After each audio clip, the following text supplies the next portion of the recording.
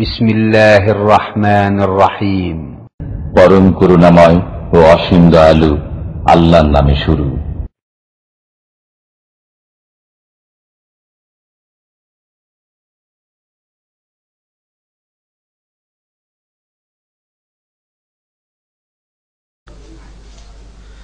أعوذ بالله من الشيطان الرجيم. ولا يأتونك بمثل إلا جئناك بالحق وأحسن تفسيرا. الذين يحشرون على وجوههم إلى جهنم أولئك شر مكانا وأضل سبيلا. ولقد آتينا موسى الكتاب وجعلنا معه أخاه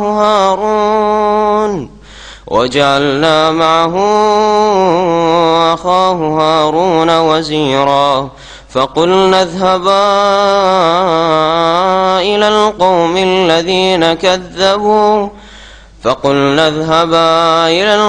الذين كذبوا بآياتنا فدمرناهم تدميرا. وقوم نوح لما كذبوا الرسل أغرقناهم وجعلناهم للناس آية وأعتدنا للظالمين عذابا أليما. وعادا وثمود وأصحاب الرس وقرونا بين ذلك كثيرا. وكلا ضربنا له الأمثال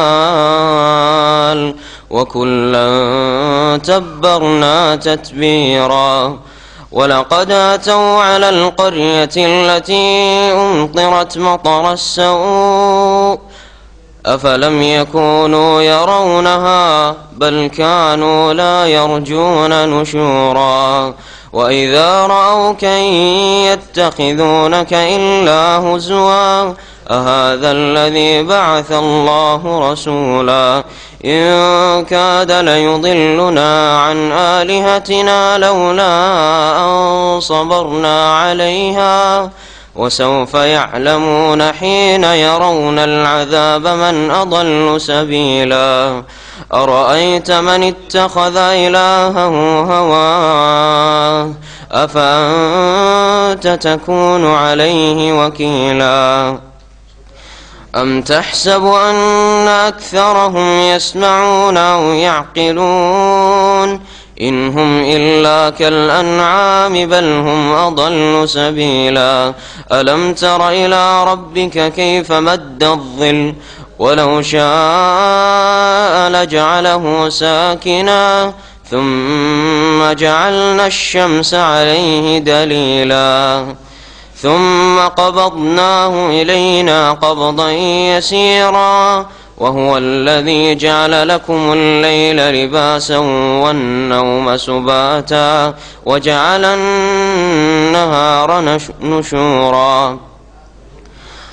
وهو الذي أرسل الرياح بشرا بين يدي رحمته وأنزلنا من السماء ماء طهورا لنحيي به بلدة ميتا ونسقيه مما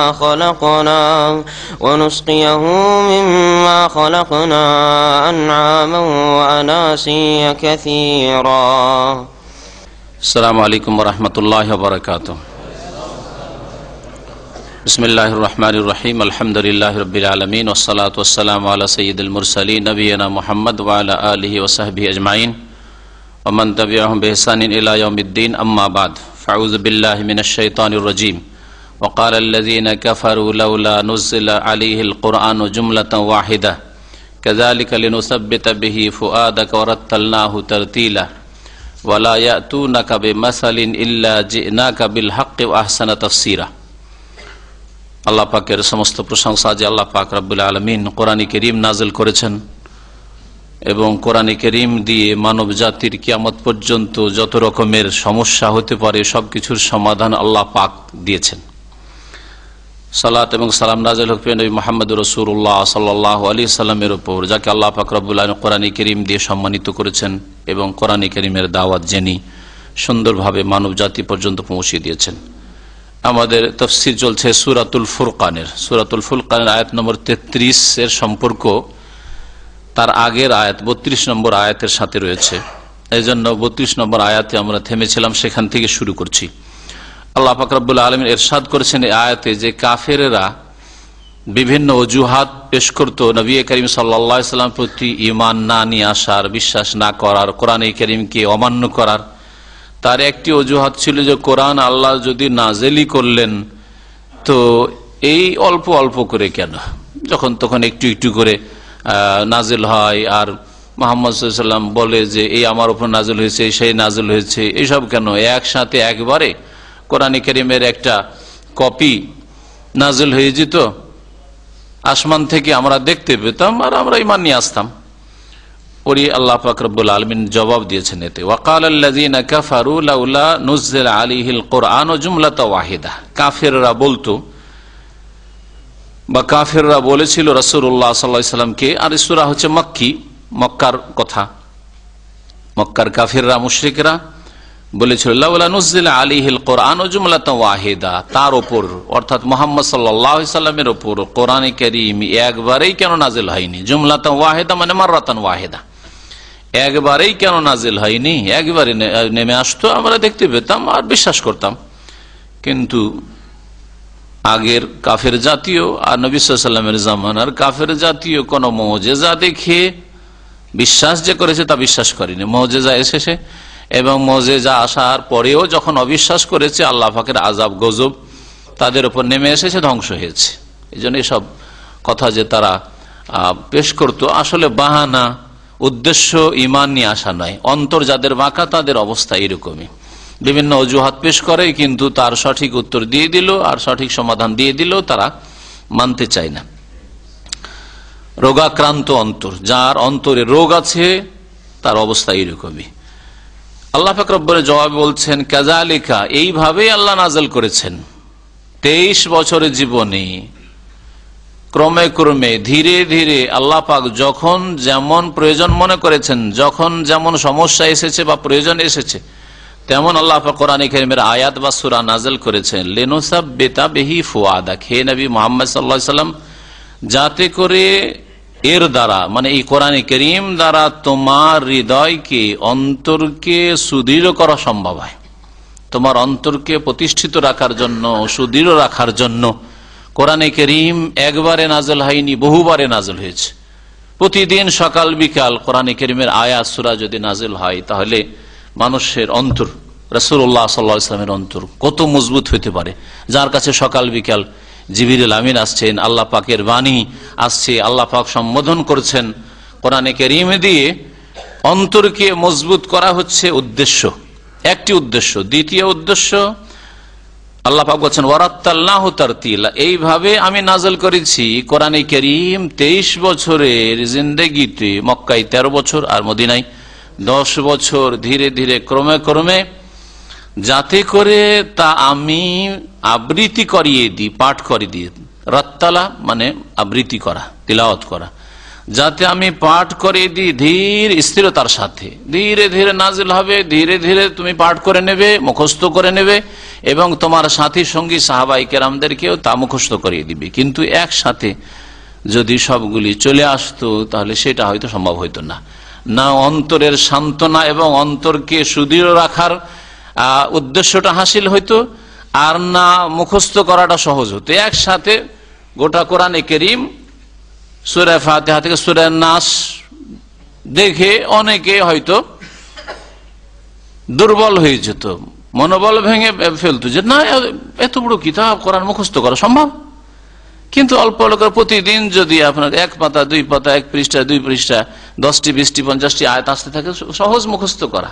ধীরে ধীরে আবৃত্তি করিয়ে দিই, তেলাওয়াত করিয়ে দিই, মানে মুখস্থ করিয়ে দেওয়া, সুন্দরভাবে পড়িয়ে দেওয়া এবং তার অর্থ বুঝিয়ে দেওয়া। একসাথে কোরআন নাযিল হলে অর্থ, এত বড় কোরআনের অর্থ বোঝা এখন অধিকাংশ মুসলিম, পুরো কোরআনে কারীমের অর্থ অনেক আলেমদের পক্ষে সম্ভব নয়। কিন্তু ধীরে ধীরে প্রতিদিন অল্প অল্প করে যদি হয় তাহলে সহজ বোঝা। আল্লাহ পাক তাই বলেছেন তারতিল মানে শুধু শব্দের তেলাওয়াত নয়, শব্দের আবৃত্তি নয়, আবৃত্তি তেলাওয়াতের সাথে সাথে মুখস্থ করিয়ে দেওয়া এবং তার সাথে সাথে তার অর্থ বুঝা। অল্প করে নাজুল হলে অর্থ বুঝাও সহজ। আল্লাহ পাক তারপরে ইরশাদ করেছেন ওয়ালা ইয়াতুনাকা বিমাসালিন ইল্লা জিনাকা বিল হাক্কি ওয়া আহসানা তাফসীরা। হে নবী মুহাম্মদ সাল্লাল্লাহু আলাইহি ওয়াসাল্লাম, কাফের মুশরিকরা যে কোনো সমস্যা তোমার সামনে নিয়ে আসুক, যে কোনো অজুহাত পেশ করুক, আমরা মানবো না, কারণ এইটা কেন, এমন কেন, এইরকম কেন হইলো না, এইরকম কেন হইলো, এইরকম যে কোনো সমস্যা তোমার সামনে পেশ করুক তারা। ওয়ালা ইয়াতুনাকা বিমাসাল, মাসাল মানে এখানে সমস্যা। মাসালের অর্থ দৃষ্টান্ত হয়, উপমা হয়, বিভিন্ন অর্থ হয়, এখানে সমস্যার অর্থ রয়েছে। ওয়ালা ইয়াতুনাকা বিমাসালিন, যে কোনো তোমার সামনে তারা সমস্যা নিয়ে আসুক না কেন কাফেররা, ইল্লা জিনাকা বিল হক, সেই সমস্যার আমি সঠিক সমাধান নিয়ে এসেছি কোরআনে কারিমে। একসাথে নাজেল হয়ে গেলে আগামীতে যে সমস্যাগুলি আসবে আগে থেকে তাহলে নাজেল করে দিতে হয়। হ্যাঁ, যখন না এটা তো আগে থেকে কথা আছে, এটা আমাদের কথার উপর ফিট হয় না, কিন্তু যখন সমস্যাটা দেখা দিল, হঠাৎ করে একটা নতুন সমস্যা আসলো, তার পরিপ্রেক্ষিতে আয়াত নাজল হলো, সূরা নাজল হলো, সমাধান আল্লাহ পাক দিলেন, উত্তম সমাধান। এই ছিল উদ্দেশ্য। ওয়ালা ইয়াতুনাকা বিমাসালিন, হে নবী তোমার কাছে কাফেররা যে কোনো সমস্যা নিয়ে আসুক না কেন, বা এমন কোন সমস্যা নিয়ে আসে না যে তার আমি সঠিক সমাধান দিয়ে দিই না, ইল্লা জিনাকা বিল হক, তার সঠিক সমাধান আমি দিয়ে দিই না, বরং সঠিক সমাধান পেশ করি। যখনই সমস্যা সৃষ্টি হয় বা কোনো সমস্যার কথা পেশ করে, কোনো অবস্থা তৈরি হয়, তখন তার সঠিক সমাধান আমি পেশ করি কোরআনে কারিমে, ধীরে ধীরে নাজেল করি। ও আহসানা তাফসীরা, এবং সুন্দর ব্যাখ্যাও পেশ করি, সুন্দর ব্যাখ্যা বিশ্লেষণ পেশ করি। আল্লাযীনা ইউশারুনা আলা ওজুহিহিম ইলা জাহান্নাম, এখন কাফেরদের শেষ পরিণামের কথা আল্লাহ পাক বলছেন যে এই কাফের লোকেরা যাদেরকে একত্রিত করা হবে তাদের মুখের ভরে, আলা ওজুহিহিম, কোথায় একত্রিত করা হবে? এলা জাহান্নাম, জাহান্নামে নিয়ে যাওয়ার উদ্দেশ্যে, জাহান্নামে নিক্ষেপ করার উদ্দেশ্যে। তাহলে এই আয়াত প্রমাণ করে, এবং নবী করিম সাল্লাল্লাহু আলাইহি ওয়াসাল্লামের হাদিস, সেই হাদিস এই আয়াতের ব্যাখ্যায় রয়েছে যে কাফেররা কিয়ামতের মাঠে হাজির হবে, দুই পায়ে চলা তাদের নসিব হবে না, লাঞ্ছিত অপদস্থ অবস্থায় মুখের ভরে ঘষ্টিয়ে ঘষ্টিয়ে মাটিতে তারা চলতে থাকবে, এবং জাহান্নামে মুখের ভরে ঘষ্টিয়ে তাদেরকে নিয়ে গিয়ে নিক্ষেপ করা হবে। উলাইকা শাররুম মাকানা, যাদেরকে মুখের ভরে জাহান্নামের দিকে নিয়ে যাওয়া হবে একত্রিত করে, তারা অবস্থানের দিক থেকে বড়ই নিকৃষ্ট অবস্থায় থাকবে, তাদের স্থান হবে বড় নিকৃষ্ট স্থান, শাররুন মাকানা। ওয়া আদাল্লু সাবিলা, এবং সবচেয়ে বেশি পথভ্রষ্ট তারা। দুনিয়াতেও পথভ্রষ্ট ছিল, যার ফলে আখিরাতেও জান্নাতের রাস্তা হারা হয়েছে, জাহান্নামে তাদের বাসস্থান হবে। তারপরে মহান আল্লাহ এখানে মুসা আলাইহিস সালাম এবং তার ভাই হারুনের কথা সংক্ষেপে উল্লেখ করেছেন। এখানে তেমন কাহিনী বর্ণনা করা হয়নি, উপদেশ স্বরূপ আল্লাহ পাক রব্বুল আলামিন পেশ করেছেন, যাতে যেমন আরব মুশরিক কাফেরদের জন্য, মক্কাবাসীদের জন্য উপদেশ ছিল, তেমন কিয়ামত পর্যন্ত প্রত্যেক অবাধ্য নাফরমানের জন্য উপদেশ রয়েছে। ওয়ালাকাদ আতাইনা মুসাল কিতাব, আর নিঃসন্দেহে আমি মুসা আলাইহিস সালামকে আল কিতাব দিয়েছিলাম। সেই কিতাবের নাম কি ছিল?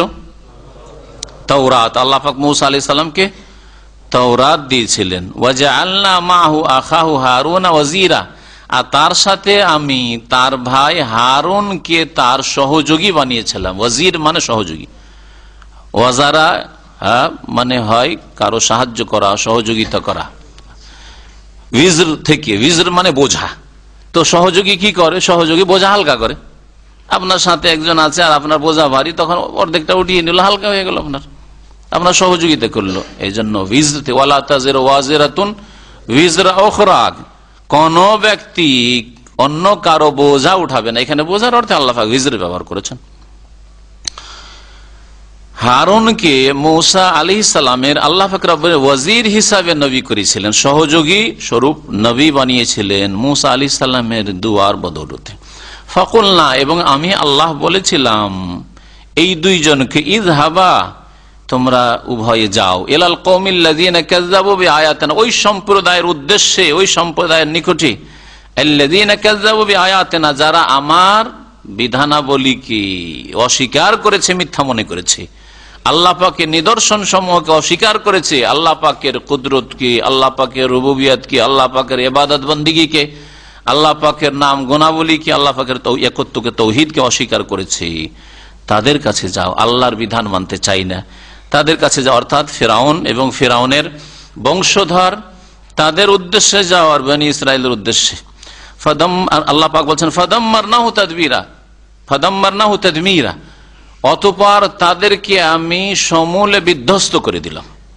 যখন তারা, কত আল্লাহ সংক্ষেপ করে দিলেন, মূসা আলাইহিস সালামকে হারুনকে যেতে বললেন, দাওয়াত শুরু হইল, আর দাওয়াত দিয়ে দাওয়াত মানল না, দীর্ঘ দিন চলে গেল দাওয়াতের, আর তারপরে বহু ঘটনা ঘটলো। শেষে রাতের অন্ধকারে বনি ইসরায়েল নিজ কওমকে, সম্প্রদায়কে নিয়ে আল্লাহর হুকুমে বেরিয়ে পড়লেন মিশর থেকে, আর তাড়া করে সেনাবাহিনী নিয়ে ফেরাউন বেরোইল। ওইদিকে সমুদ্র লোহিত সাগর পার হয়ে, লোহিত সাগরের বিশেষ একটা অংশ দিয়ে, নীল নদ নয়, আমাদের দেশের বক্তারা যে নীল নদ বলে তারা কোনো গবেষণামূলক জ্ঞান রাখে না। আল্লাহ পাক বাহার বলেছেন, নাহার বলেননি, এখানে বাহারের কথা এটাই ঠিক, নীল নদ সেটা ছিল না। বাহারে কুলজুম, যার নতুন নাম বাহারে আহমার, রেড সি, লোহিত সাগর, যেটা এই জেদ্দা থেকে শুরু করে একবারে মিশর পর্যন্ত চলে গেছে, তার একটা অংশ দিয়ে মিশর থেকে পার করে এসেছিলেন মূসা আলাইহিস সালাম আর তার সাথী সঙ্গীরা, আর ধ্বংস হয়েছিল ফিরআউন এবং ফিরআউনের অনুসারীরা। আল্লাহ পাক ইরশাদ করছেন যে এরা যখন মিথ্যা মনে করলো, কোনো মতে ঈমান নিয়ে আসলো না, আয়াত, এখানে আয়াত মানে মুজিজাও, মূসা আলাইহিস সালামকে আল্লাহ পাক রব্বুল আলামিন ফিরআউনের উদ্দেশ্যে মুজিজাও দিয়েছিলেন অনেকগুলি। হ্যাঁ, কতটা ছিল? ওয়ালাকাদ আতাইনা মূসা 9 আয়াতিন বাইয়াত, 9টি সুস্পষ্ট নিদর্শন মুজিজা দিয়েছিলাম। তারা মুজিজা পাওয়া সত্ত্বেও মিথ্যা মনে করেছিল। আল্লাহ পাক তখন তাদেরকে একেবারে সমূলেই বিধ্বস্ত করে দিয়েছিলেন, ডুবিয়ে ধ্বংস করেছিলেন। ওয়া কওমা নূহিন, আর স্মরণ করো নূহ আলাইহিস সালামের জাতির কথা, লাম্মা কাযযাবু রাসূল, যখন এরাও রাসূলগণকে মিথ্যা প্রতিপন্ন করেছিল, অস্বীকার করেছিল। এক রাসূলকে অস্বীকার করেছে মানেই রাসূলের সমস্ত দাওয়াতকে অস্বীকার করে, এই জন্য বহু বচন এখানে রাসূল উল্লেখ করেছে, যেমন অন্যান্য আয়াতেও তাফসিরে বলেছি। আগরাকনাহুম, আল্লাহ বলছেন তাদেরকে আমি পানিতে ডুবিয়ে দিয়েছিলাম, বন্যার পানিতে আল্লাহ পাক নূহ আলাইহিস সালামের জাতিকে ডুবিয়ে ধ্বংস করেছেন। ওয়াজআলনাহু লিন-নাস আয়া, এবং মানব জাতির উদ্দেশ্যে তাদেরকে আমি নিদর্শন বানিয়ে রেখেছি, শিক্ষণীয় বিষয় বানিয়ে রেখেছি, শিখার বস্তু রয়েছে। শেখো যেইভাবে আল্লাহ পাক এই মহাপ্লাবন দিয়ে প্লাবিত করেছিলেন, ডুবিয়ে ধ্বংস করেছিলেন নূহ আলাইহিস সালামের জাতিকে, সে আল্লাহ পাক রব্বুল আলামিন চিরঞ্জীব আছেন আর থাকবেন। এখনো যদি বিরুদ্ধাচরণ করো, আল্লাহ পাকের আযাবের প্রতীক্ষায় থাকো, তোমাদের জন্য আল্লাহ পাকের আযাব রয়েছে, দুনিয়ার আযাব রয়েছে, আখিরাতেরও রয়েছে। আল্লাহ পাক বলছেন তাদেরকে মানব জাতির জন্য, কিয়ামত পর্যন্ত যত মানুষ আসবে তাদের জন্য শিক্ষার ব্যবস্থা করে দিয়েছিলাম। শেখো, দেখে শিখো, জেনে এই ঘটনা, নূহ আলাইহিস সালামের জাতির ঘটনা জেনে। ওয়া আতাদনা লিয-যালিমিনা আযাবান আলীমা, আর জালেমদের জন্য আমি ভয়াবহ আযাব, ভয়াবহ শাস্তি প্রস্তুত করে রেখেছি। দুনিয়াতে তো ধ্বংস করেছি, কিন্তু তাদের জন্য ভয়াবহ যন্ত্রণাদায়ক শাস্তি, আযাব, জাহান্নামের আযাব তৈরি করে রেখেছি। এই আয়াত প্রমাণ করে জাহান্নাম তৈরি হয়ে রয়েছে, যেমন কোরআনে কারীমের একাধিক আয়াত প্রমাণ করে যে জান্নাত তৈরি হয়েছে। ওয়াইদাত লিল মুত্তাকিন, মুত্তাকিনদের জন্য রেডি রাখা হয়েছে। এদাদ মানে প্রস্তুত রাখা, তৈরি করে রাখা হয়েছে। এই জন্য আহলে সুন্নাত ওয়াল জামাতের আকীদা, জান্নাত প্রস্তুত হয়ে আছে আর জাহান্নামও প্রস্তুত হয়ে আছে।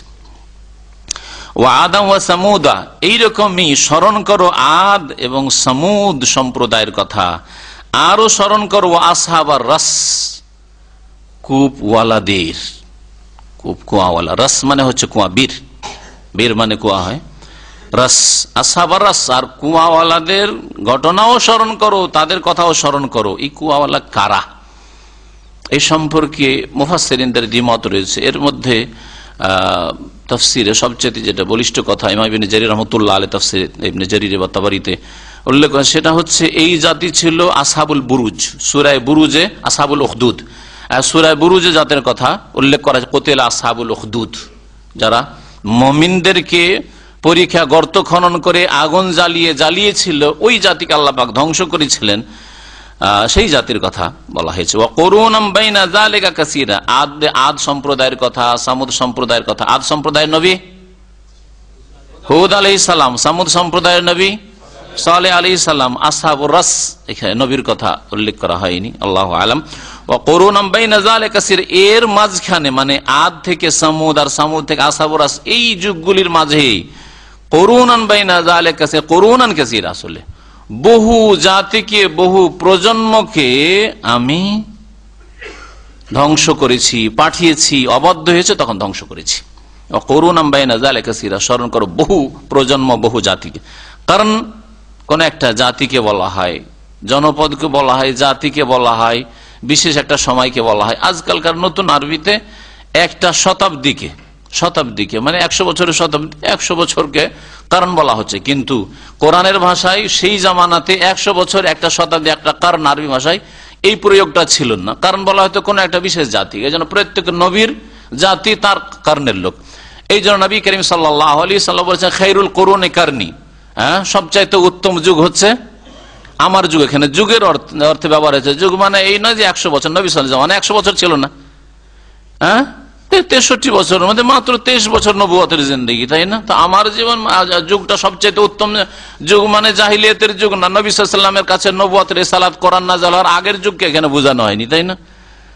তারপর সুম্মাল্লাযিনা, সাহাবায়ে কেরামদের নিয়েও যদি বলা হয় তো 110 হিজরি পর্যন্ত এই যুগটা। সুম্মাল্লাযিনা ইয়ালুনাহুম 3 বার অথবা 4 বার বলেছেন নবী সাল্লাল্লাহু আলাইহি ওয়াসাল্লাম, বর্ণনাকারী সন্তান 4 বার যদি হয় তাহলে তাবেঈন, নবী সাল্লাল্লাহু আলাইহি ওয়াসাল্লামের জামানা, সাহাবায়ে কেরামদের জামানা, তাবেঈনদের জামানা, তাবেঈনদের জামানা পর্যন্ত।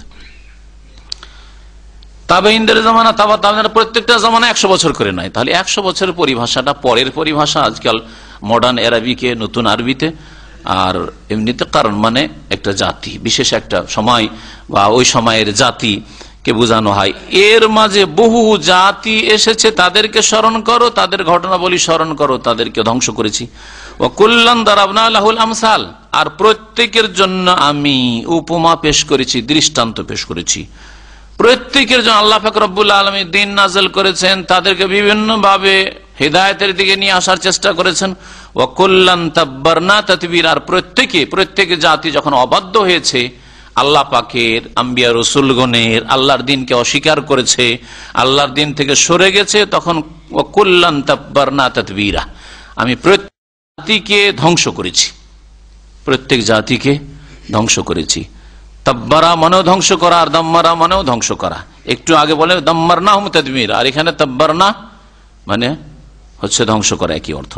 ওয়ালাকাদ আতাউ আলাল কারিয়াতিল্লাতী উমতিরাত মাতারাসসাউ, এরপরে লূত আলাইহিস সালামের জাতির কথা, যাদের এলাকা সাদ্দুম, আমুরা এই জায়গাগুলি ছিল, এই জায়গাগুলি মৃত সাগরে পরিণত হয়েছে।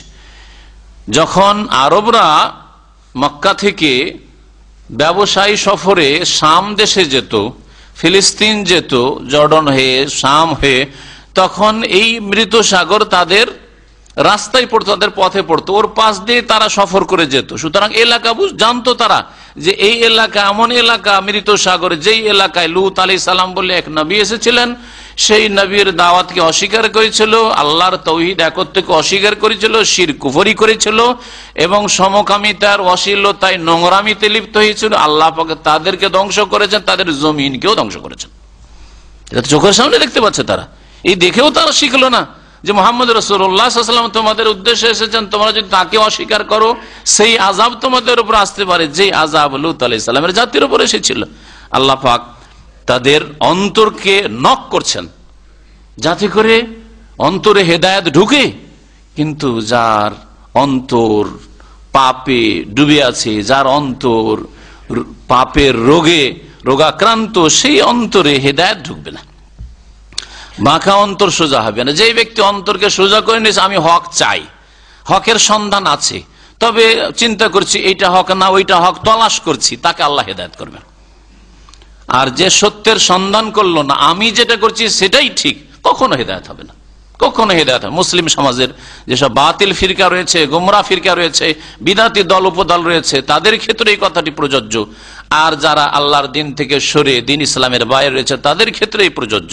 অন্তর যদি সাদা সিধা থাকে যে আল্লাহ তোমার যেটা রাস্তা সেটা আমাকে দেখাও, তোমার রাস্তা যার উপর আমি জন্ম নিয়েছি সেটাই, নাকি অন্য কোনটা তোমার রাস্তা? ইহদিনাস সিরাতাল মুস্তাকিম, আল্লাহ সহজ সরল পথ দেখাও। সিরাতাল লাযিনা আনআমতা আলাইহিম, পুরস্কৃতদের পথ দেখাও। এটা যদি অন্তর থেকে চাই আর জবানেও তা বারবার উচ্চারণ করে আল্লাহর কাছে দোয়া করে, তো আল্লাহ কাউকে ছুঁড়ে ফেলে দেবেন না রহমত থেকে, কাউকে আল্লাহ পাক রব্বুল আলামিন জাহান্নামে দেবেন না, অবশ্যই জান্নাতের রাস্তা দেখাবেন। আল্লাহ পাক আমাদের অন্তরকে যেন সোজা করে দেন, বাঁকা না করেন। রব্বানা লা তুযিগ কুলুবানা বা'দা ইয হাদাইতানা। আল্লাহ পাক বলছেন ওয়ালাকাদ আতাউ আলাল কারিয়াতিল্লাতী উমতিরাত মাতারাসসু, আর নিঃসন্দেহে এই মুশরিক লোকেরা, মক্কার লোকেরা আসে। আতাউ, আতায়াতি মানে আশা, আতা যারা বেজরবতে আশার, আতায়ুতি বাবে ফাল যখন যাবে তখন দেওয়া, প্রদান করার অর্থ হয়।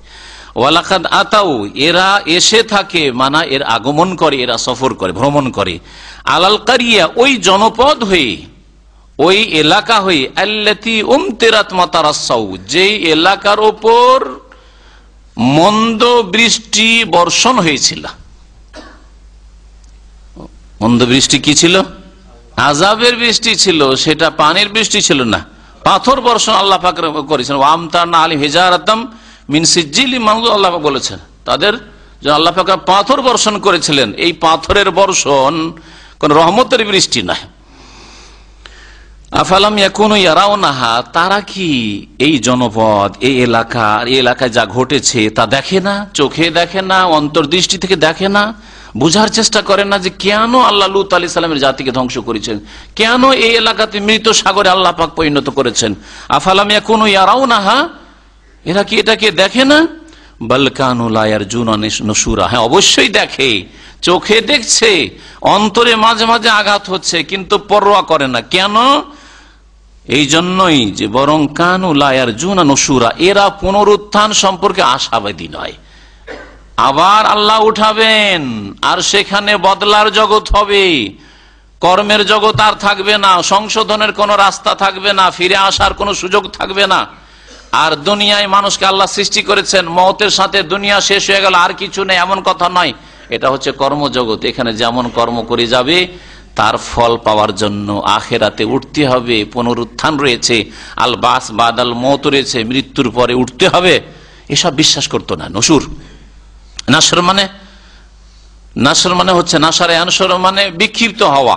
কিয়ামতের দিনে মানুষ উঠবে বিক্ষিপ্ত হয়ে, চারিদিক থেকে মানুষ আসছে বিচার দিবসে হাসর মাঠে, এই জন্য একে নসুর বলা হয়েছে। এইভাবেই নবী করিম সাল্লাল্লাহু আলাইহি সাল্লামের দুয়ায় ঘুম যখন ভাঙলো, ঘুম যেহেতু একরকম মানে মৃত্যু, আখুল মৌত, হ্যাঁ মৌতের মতোই, হ্যাঁ ক্ষুদ্র মৌত, দুনিয়ার এক ক্ষুদ্র মৌত, এই মত সম্পর্কেও নবী সাল্লাল্লাহু আলাইহি সাল্লাম দোয়া শিখিয়েছেন। আল্লাহ পাক যখন আবার প্রাণ ফিরিয়ে দিলেন, আবার রূহ ফিরিয়ে দিলেন, তখন তুমি দোয়া করো আলহামদুলিল্লাহিল্লাযী আহইয়ানা বা'দা মা আমাতানা ওয়া ইলাইহিন নসুর। এখানে নসুর শব্দ ব্যবহার করা হয়েছে। সে আল্লাহ পাকের অশেষ শুকরিয়া, যাবতীয় প্রশংসা, যিনি আমাদেরকে আবার প্রাণ দান করলেন, হায়াত দান করলেন। বা'দা মা আমাতানা, আমাদের মৃত্যুর পরে। মত কখন হয়েছে? তো ঘুমকে এখানে মত বলা হলো। হ্যাঁ, বা'দা মা আমাতানা, আমাদের মতের পরে, মানে নিদ্রা, নিদ্রা হচ্ছে একরকম মত। ওয়াল্লাতী লাম তামুত ফি মানামিহা, আল্লাহ সূরা জুমারে বলেছেন যারা এখনো ওই শেষ মওত আসেনি, দুনিয়া থেকে বিদায় হওয়ার মওত, তারা তাদের ফি মানাম, তাদের নওমে, তাদের নিদ্রায়, হ্যাঁ মৃত্যুবরণ করে। আল্লাহ পাক মওত বলেছেন।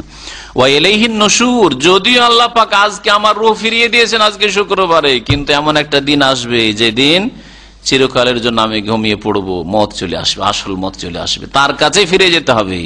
আর মতের পরে মাটিতে মিশে যাব এমন কথা নয়, আমার আত্মা আল্লাহ পাকের কাছে ইল্লিনে অথবা সিজিনে চলে যাবে, আবার আল্লাহ পাক পুনর্জীবিত করবেন, আর হাসরের মাঠে বিচার দিবসে জবাবদেহির জন্য হাজির হইতে হবে। এটা মুমিন বিশ্বাস করে। কাফের যেহেতু বিশ্বাস করে না, সেই জন্য ধ্বংসপ্রাপ্ত জাতির এলাকা দিয়ে রাত দিন যাতায়াত করলেও হেদায়েত নসিব হয় না।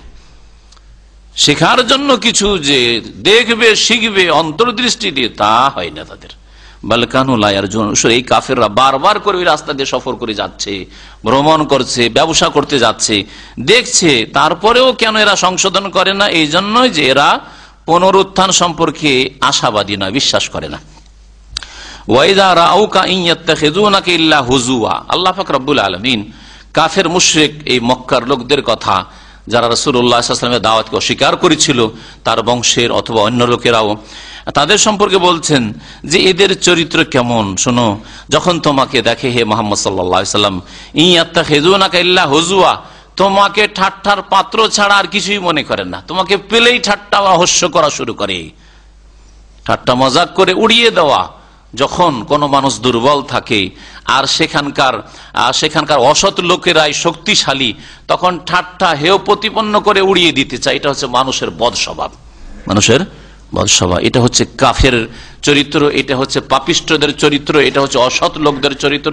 আপনি আপনার গ্রামে গিয়ে, আপনার এলাকায় গিয়ে তাওহীদের কথা বলেন আর শিরক থেকে সতর্ক করেন, সুন্নতের কথা বলেন, বিদআত থেকে সতর্ক করেন, বেনামাজিদেরকে নামাজের কথা বলেন, বেদিনদেরকে, হারাম খাওয়া লোকদেরকে, যারা অবৈধ হারাম জীবন যাপন করছে তাদেরকে সৎ জীবন যাপনের কথা বলেন, আপনাকে হেউ প্রতিপন্ন করে উড়িয়ে দিবে যে পাগল এসছে। এটা হচ্ছে বদচরিত্র মানুষদের স্বভাব। যখন দেখলো শক্তিশালী হয়ে যাচ্ছে, না দল ভারী হইতে আছে, তখন আবার অন্য পদক্ষেপ নেবে। তখন হয় প্রলোভন দেবে যে কিছু একে লোভ টোভ দিয়ে যদি ঠান্ডা করে দেওয়া যায়, হ্যাঁ, তাহলে আমাদেরটা ঠিক থাকবে। ও যাক, গেল কিছু গেল আমাদের মালপানি, হ্যাঁ, কিন্তু একে ঠান্ডা করে দে। পয়সা তো যখন পারলো না, প্রলোভন দিয়ে পারলো না, তখন ধমক দেওয়া শুরু করবে। ধমক দিয়েও যদি না হয়, তখন শাস্তি দেওয়া, অন্যায় করা, জুলম অত্যাচার করা শুরু করবে। এই সমস্ত স্তরগুলি নবী করিম সাল্লাল্লাহু আলাইহি ওয়াসাল্লামের জীবনের উপরে এসেছে মক্কায় 13 বছরে। রাসূলুল্লাহ সাল্লাল্লাহু আলাইহি ওয়াসাল্লামের সাহাবায়ে কেরামদের উপরে এসেছে, তাই না? প্রথম যুগে ঠাট্টা হেয় সিরাতুন নবী পড়েন, বুঝতে পারবেন। হেয় প্রতিপন্ন করেছে, হ্যাঁ, মজাক করেছে। আর তারপরে যখন তাতে হয়নি, তখন প্রলোভন দিয়েছে, মোহাম্মদ কি চাও, টাকা পয়সা চাও, আর সুশ্রী রমণী চাও, নেতৃত্ব চাও, গদি চাও, সব দিচ্ছি, নাও। প্রলোভনও হইল না, তখন ধমক দিয়েছে, এই করব সেই করব, তাতে হয়নি। দেখো আবু তালেব তোমার ভাতিজাকে রুকো, না হলে আমরা যা ইচ্ছা তাই করে নেব, ধমক দিয়েছে, তাতেও হয়নি। তখন জুলম অত্যাচার শুরু করেছে নবী করিম সাল্লাল্লাহু আলাইহি ওয়াসাল্লামের উপর, সাহাবায়ে কেরামদের উপর তো শুরু থেকে করেছে। আল্লাহ পাক রব্বুল আলামিন ইরশাদ করেছেন যে হে নবী, তোমাকে এরা দেখলেই, কাফের মুশরিকরা, কুরাইশরা, কাফেররা দেখলে, ইয়াত্তাখিযুনাকা ইল্লা হুজওয়া, তোমাকে শুধু ঠাট্টার পাত্র বানায়।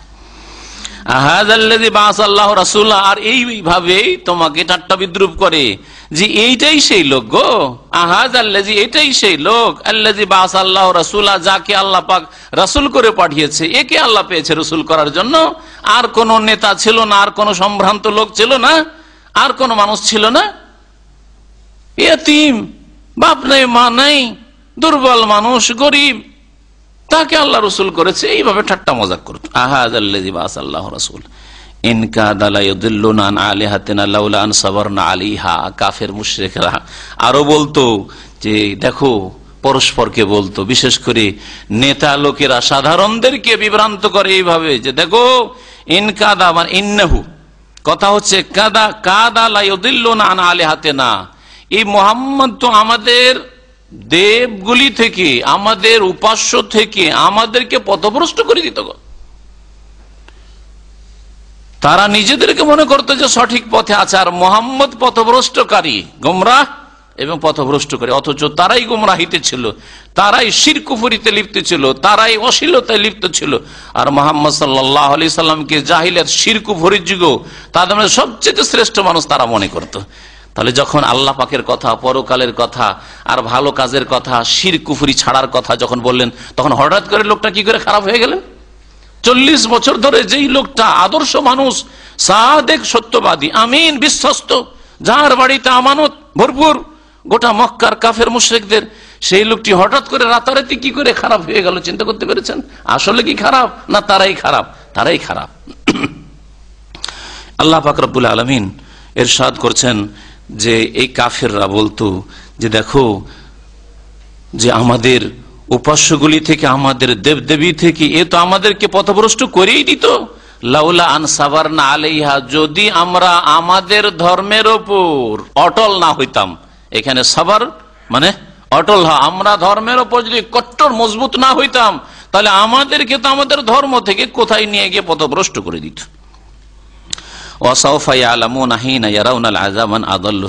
আল্লাহ পাক বলছেন যে, হে মুহাম্মদ সাল্লাল্লাহু আলাইহি ওয়াসাল্লাম, তোমাকে পথভ্রষ্ট আর পথভ্রষ্টকারী বলছে, আর নিজেদেরকে বলছে যে তারাই সঠিক পথে আছে।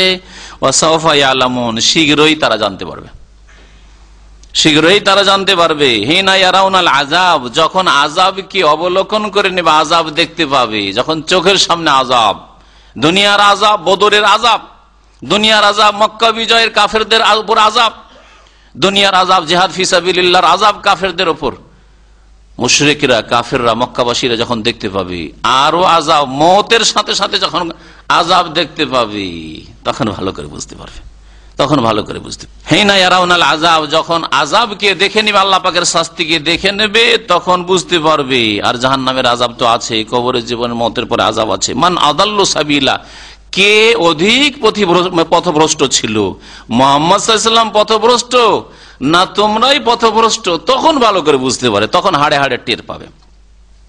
তারপর আল্লাহ পাক ইরশাদ করছেন, আর আয়াতা মান ইত্তাখাযা ইলাহাহু হাওয়াহু আফা আনতা তাকুনু আলাইহি ওয়াকিলা, যারা আল্লাহ পাকের বিধান মানে না, আল্লাহ পাকের বিধানের অনুসরণ করে না, ওহির অনুসরণ করে না, আম্বিয়া রসুলগণ সবচেয়ে বেশি সৎকর্মশীল ভালো মানুষ, তাদের অনুসরণ করেন না, তাদের কথা মানে না, তারা মনের পূজা করে। তারা কারা? যারা কুপ্রবৃত্তির অনুসরণ করে, মনের পূজা করে, খেয়াল খুশির অনুসরণ করে, যা খেয়ালে লাগে তাই করে, যা খুশি লাগে তাই করে, যা খুশি লাগে তাই খায়, যখন মনে লাগে ঘুমায়, যখন মনে লাগে চলাফেরা করে, যখন যেমন লাগে তাই দেখে তাই শোনে। এইরকম যাদের জীবন, তাদের কাছে বাধা নিষেধ বলে নেই।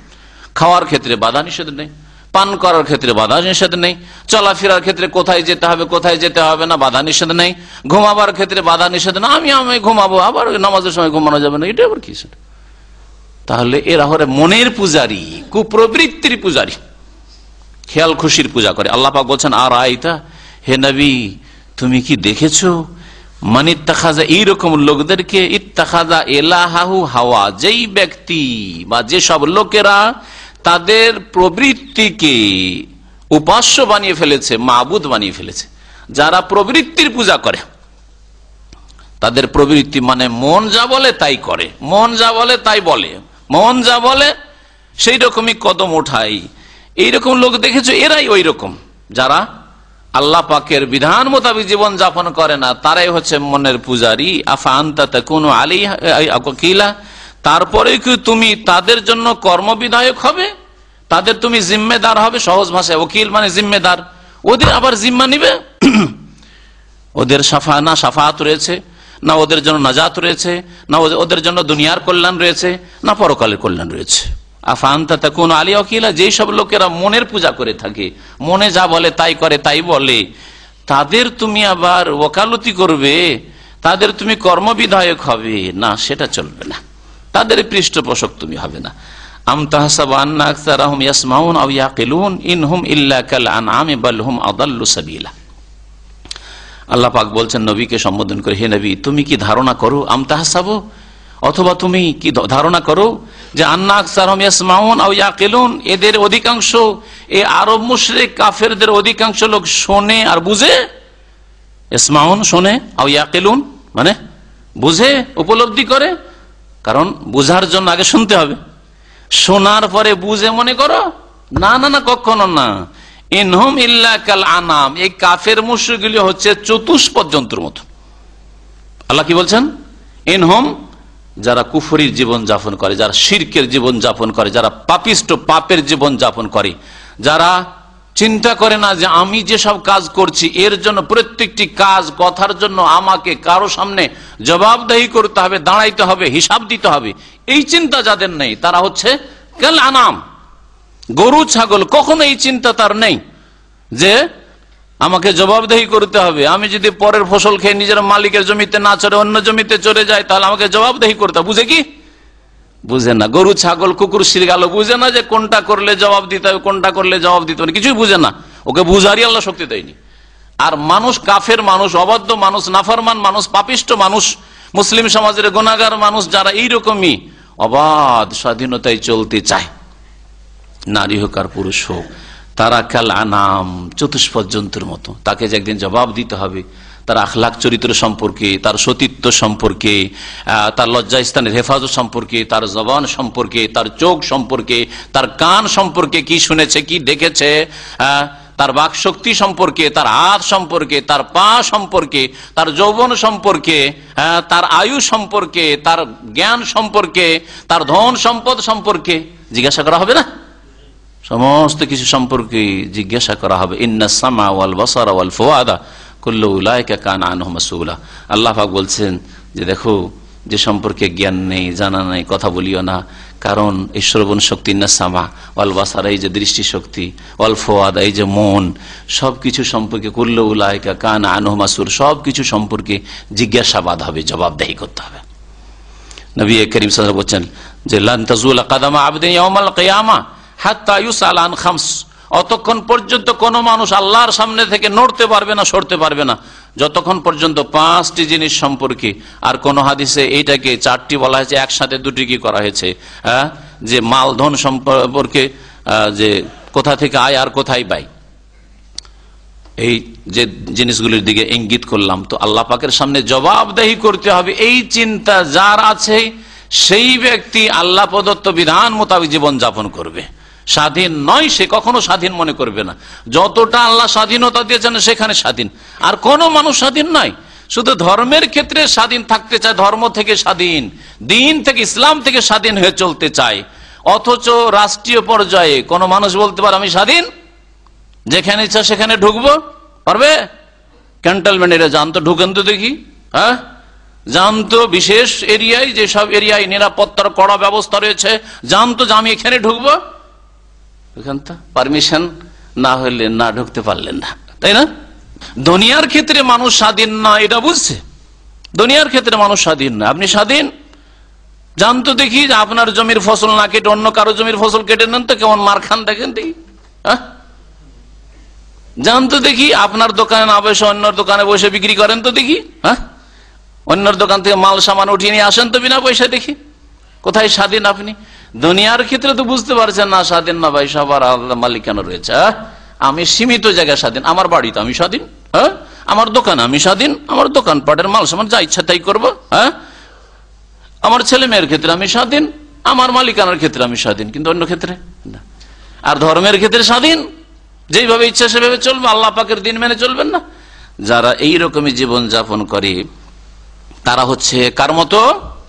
আল্লাহ বলছে কাল আনআম, চতুষ্পদ জন্তুর মতো, বরং বালহুম আদাল্লু সাবিলা, বরং চতুষ্পদ জন্তুর চাইতেও অধিক পথভ্রষ্ট, তার চাইতে বেশি অধম। আদাল্লু সাবিলা, চতুষ্পদ জন্তু তো ভালো এদের চাইতে। কেন আল্লাহ ভালো বলেছেন?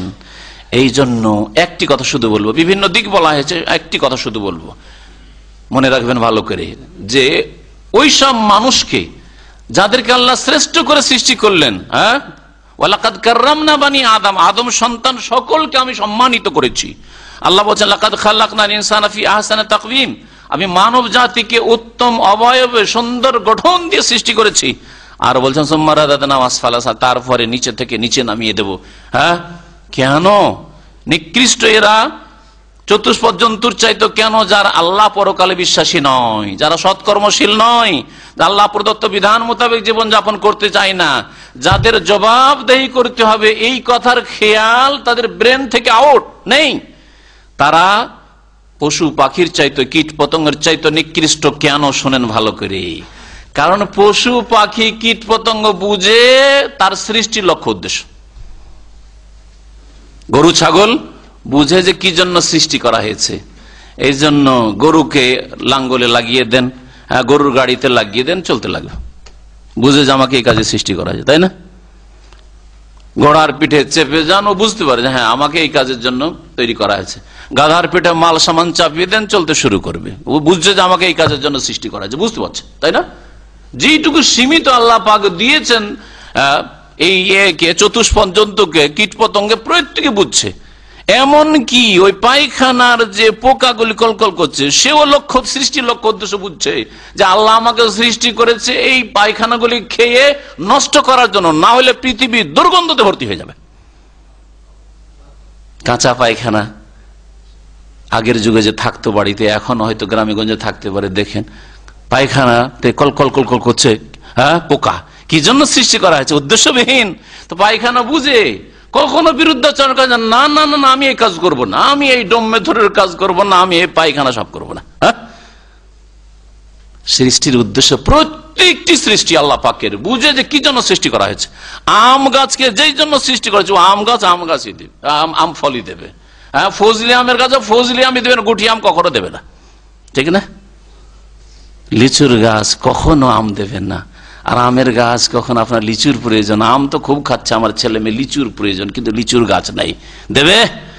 যেই উদ্দেশ্যে গাছপালা, কীট পতঙ্গ, পশু পাখি, নিকৃষ্ট সৃষ্টিকেও সৃষ্টি করা হয়েছে, সেই কাজে, সেই লক্ষ্য উদ্দেশ্যে নিয়োজিত আছে, কাজ করছে। আর মানুষকে কেন সৃষ্টি করা হয়েছে? ওমা খালাকতুল জিন্না ওয়াল ইনসা ইল্লা লিয়াবুদুন, মানুষ আর জিনকে সৃষ্টি করা হয়েছে একমাত্র আমার ইবাদতের জন্য, আল্লাহ পাক বলছেন। আর অধিকাংশ মানুষ আল্লাহ পাকের ইবাদত করে না, আল্লাহ পাকের দ্বীন মেনে চলে না, আল্লাহ প্রদত্ত বিধান মোতাবেক জীবন যাপন করে না, 5 ওয়াক্ত সালাত পড়ে না, পরকালে বিশ্বাসী নয়, জন্য কর্ম করে না, দুনিয়ার জন্য ঠিকই কর্ম করছে। রাত 2-3 হইলেও বের হইতে কোনো অসুবিধা নেই, ফজর হয়নি তারপরেও রুজি রিজিকের জন্য বেরিয়ে পড়েছে, কিন্তু ফজরে উঠার তৌফিক হয় না, নিজের সৃষ্টির লক্ষ্য উদ্দেশ্য বুঝলো না। তাহলে কে অধম বেশি? হ্যাঁ, ওই সব মানুষ চতুষ্পদ জন্তু চাইতে অধম, বালহুম আদাল্লু সাবিলা, যারা তাদের সৃষ্টির উদ্দেশ্য বুঝলো না, যে আল্লাহ পাক কেন আমাকে সৃষ্টি করেছেন, কেন দুনিয়াতে আল্লাহ আমাকে পাঠিয়েছেন মানুষ করে, আর কোথায় আমি যাচ্ছি, মওতের পরে কোন দিকে যাব, আবার কবর থেকে কোথায় আমাকে নিয়ে যাওয়া হবে, আর তারপর আমার কোথায় অবস্থান, চিরকাল কোথায় থাকতে হবে, কিছুই বুঝলো না, কিছুই মানলো না, কিছুই শুনলো না, কিছুই জানলো না, কিছুই চিন্তা করলো না। এরা হচ্ছে চতুষ্পদ জন্তুর চাইতেও বেশি অধম, বালহুম আদাল্লু সাবিল। আয়াতের তাফসীরটা বুঝলেন ভালো করে? বুঝলেন না? জি।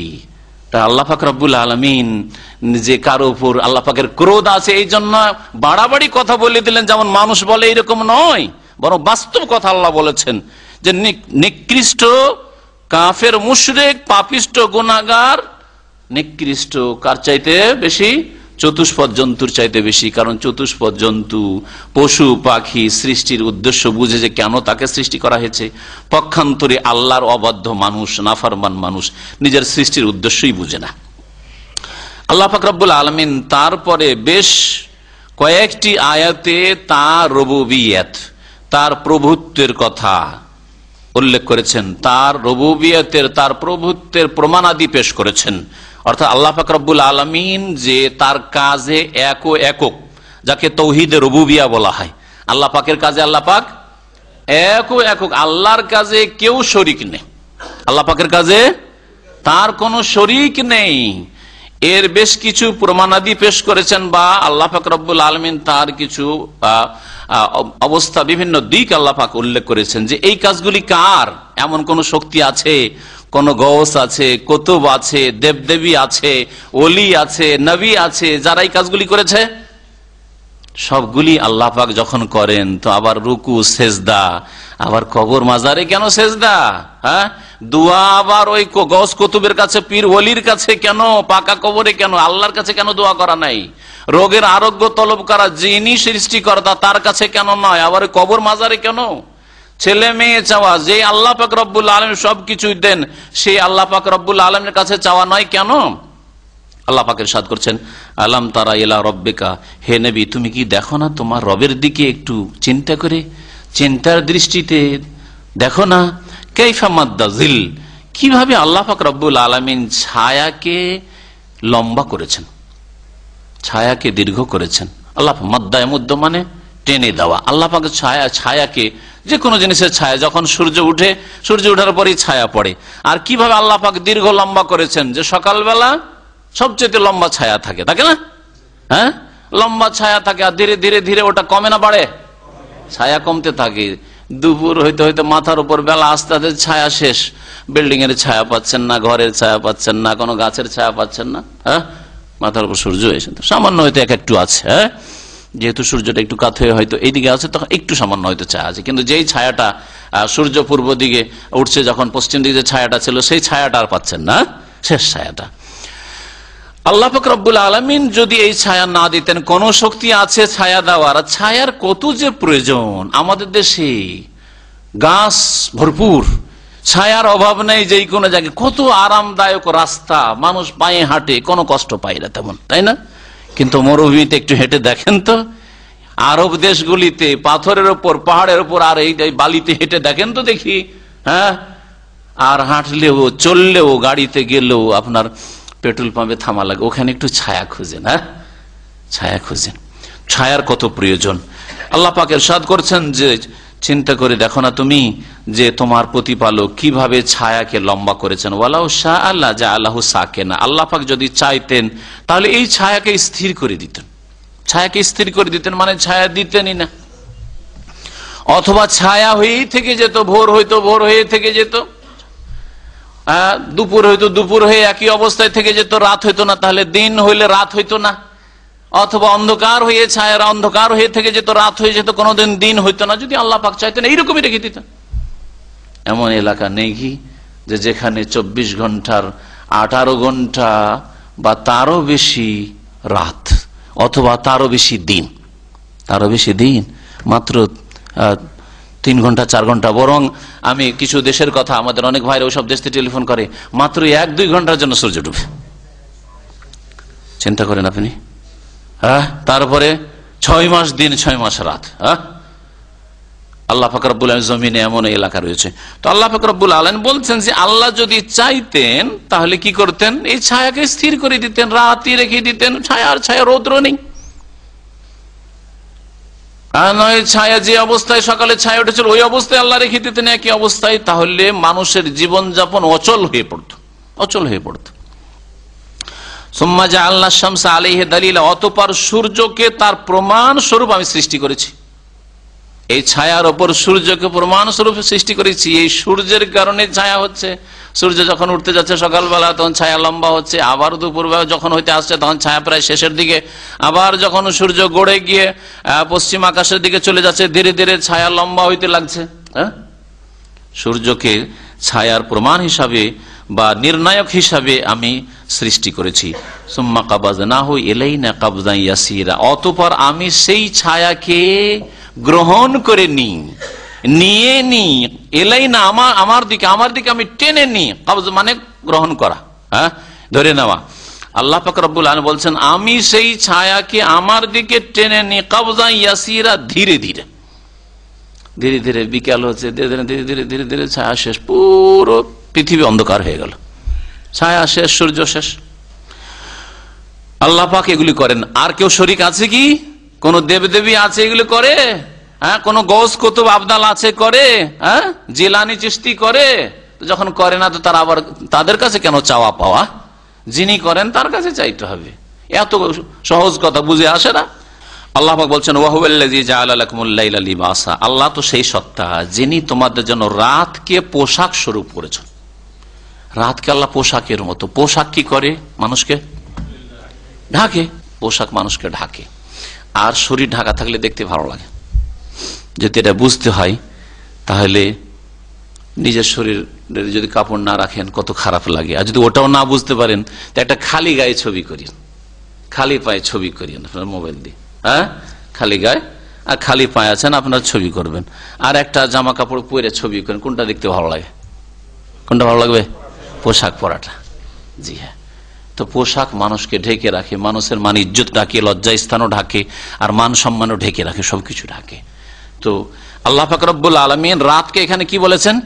লিবাস বলেছেন, পোশাক স্বরূপ বলেছেন। কেন? পোশাকে মানুষ যেমন আরামের জীবন যাপন করে, পোশাক দিয়ে শীত থেকে বাঁচে, ঠান্ডা থেকে বাঁচে। হ্যাঁ, পোশাক দিয়ে গরমের তাপ থেকে, রৌদ্র থেকে বাঁচে। মাথার উপর কাপড় থাকলে আপনাকে রৌদ্র লাগবে না, হ্যাঁ, গায়ে কাপড় থাকলে রৌদ্রের তাপটা কম লাগবে আপনার শরীরে। তো এই যেমন পোশাকের উদ্দেশ্য, ঠিক তেমনি রাত হচ্ছে পোশাক স্বরূপ। রাত আসে তখন অন্ধকারে মানুষের বিশ্রাম হয়, আরাম হয়। এই অন্ধকার যদি না হইতো, দিন আর আলো থেকে যেত, মানুষ আসল বিশ্রাম পেত না, আরাম পেত না। এই জন্য যেসব ঘরে পর্দা লাগানো নেই ঘুম আসে না। অধিকাংশ মানুষের এইরকমই হয় যে আলোতে ঘুম আসে না, একেবারে ভেঙে পড়েছে, ক্লান্ত হয়ে গেছে, তখন হয়তো কিছুক্ষণের জন্য আর থামতে পারছে না, তখন আলোতে হয়তো ঘুম চলে আসবে, রোদ্রে ও ঘুম চলে আসতে পারে। কিন্তু আসল যেটা আরামের ঘুম, সেটার জন্য কি করতে হয়? পর্দা টেনে দিচ্ছেন, জানালার দরজা বন্ধ করে দিচ্ছেন, লাইট অফ করে দিচ্ছেন, তারপরে ঘুমাচ্ছেন। ওয়ান নাওমা সুবাতান, আর নিদ্রাকে আল্লাহ পাক রব্বুল আলামিন করেছেন আরামপ্রদ বা আরামদায়ক। সুবাত সাবতুনের মানে আরামদায়ক হয় না, এটা ভাব অর্থ করলাম। সাবতুন বা সুবাত মানে হয় কোনো কিছুকে কেটে দেওয়া বা বিচ্ছিন্ন করা। তো নিদ্রাকে কেটে দেওয়া, বিচ্ছিন্নকারী কেন বললেন? যে নিদ্রা মানুষের ক্লান্তিকে, বিশ্রামকে দূর করে। বিচ্ছিন্ন করা মানে দূর করা, হ্যাঁ, বিচ্ছিন্ন করা মানে দূর করে দিলেন আপনি। আপনার থেকে অমুক বিচ্ছিন্ন মানে দূরে, ওর থেকে আপনি দূরে থাকেন বা ওকে দূরে রেখেছেন। তো আল্লাহ পাক রব্বুল আলামিন নিদ্রাকে বিচ্ছিন্নকারী করেছেন, মানে আপনার যে ক্লান্তি ছিল সেটাকে দূর করে দেয় এই নিদ্রাতে। ওয়াজআলনা নাহারা নুশুরা, আর দিনকে আমি করেছি ছড়িয়ে পড়ার উদ্দেশ্যে। দিনকে আল্লাহ পাক রব্বুল আলামিন কেন সৃষ্টি করেছেন? উঠার জন্য, যে দিনে উঠবেন আর উঠার পরে কাজকর্ম করবেন আর দুনিয়ায় ছড়িয়ে পড়বেন। নাসারে আনসর মানে ছড়িয়ে পড়া। ফাইদা কুদিয়াতিস সালাত, জুমার নামাজ যখন শেষ হয়ে যাবে, ফান্তাশিরু ফিল আরদ, ওখানে নসারা শব্দ ব্যবহার হয়েছে। পৃথিবীতে তোমরা ছড়িয়ে পড়ো, বিক্ষিপ্ত হয়ে যাও। যার যেখানে কাজকর্ম আছে চলে, যার যেখানে রুজি রিজিক আছে চলে যাও, যার যেখানে গরজ আছে, কাজ আছে, সেখানে চলে যাও। ফান্তাশিরু ফিল আরদ ওয়াবতাগু মিন ফাদলিল্লাহ। যার দিন শিখার প্রয়োজন, দিন শিখার জন্য চলে আসেন। যার টাকা পয়সার প্রয়োজন রয়েছে রিজিকের জন্য, সে রিজিকের জন্য চলে যাবেন। যার খাওয়া দাওয়ার প্রয়োজন আছে, খাওয়া দাওয়ার জন্য চলে যাবেন। ফান্তাশিরু ফিল আরদ ওয়াবতাগু মিন ফাদলিল্লাহ। আর আল্লাহ পাকের অনুগ্রহ সন্ধান করো। আল্লাহ পাক রব্বুল আলামিন ইরশাদ করছেন যে ওয়াহুয়াল্লাযী আরসালার রিয়াহ, আর আল্লাহ তো সেই সত্তা যিনি বাতাসকে প্রেরণ করেন। বাতাস আর কোনো শক্তি প্রেরণ করে না, আল্লাহ প্রেরণ করেন। বুশরাম বাইনা ইয়াদাই রাহমাতি, তার রহমতের পূর্বে সুসংবাদ স্বরূপ, অর্থাৎ তার বৃষ্টির পূর্বে। রহমত এখানে বৃষ্টিকে বলা হয়েছে। বৃষ্টি আল্লাহ পাকের বিশেষ রহমত। এই পানি বর্ষণ যদি না হইতো, মানুষের জীবন যাপন, কেন সমস্ত সৃষ্টি জীবন যাপন অচল হইতো না। গাছপালা হইতো, আর না খাদ্য পানীয়ের ব্যবস্থা থাকতো, আর না মানুষ বাঁচতো, না অন্য কোনো প্রাণী বাঁচতে পারত। তো আল্লাহ পাক রব্বুল আলামিন এই জন্য এই বৃষ্টিকে রহমত বলেছেন। এই রহমত বর্ষণের পূর্বে বাতাস প্রেরণ করেন, বায়ু প্রেরণ করেন সুসংবাদ স্বরূপ। মানব জাতির জন্য সুসংবাদ, যে বাতাস বয়েছে, এখন মেঘমালা আকাশে ছড়িয়ে পড়বে, আর ছড়িয়ে পড়ার পরেই তোমাদের উপরে যখন মেঘমালা আসবে, বৃষ্টি বর্ষণ শুরু হবে। এটা সুসংবাদ।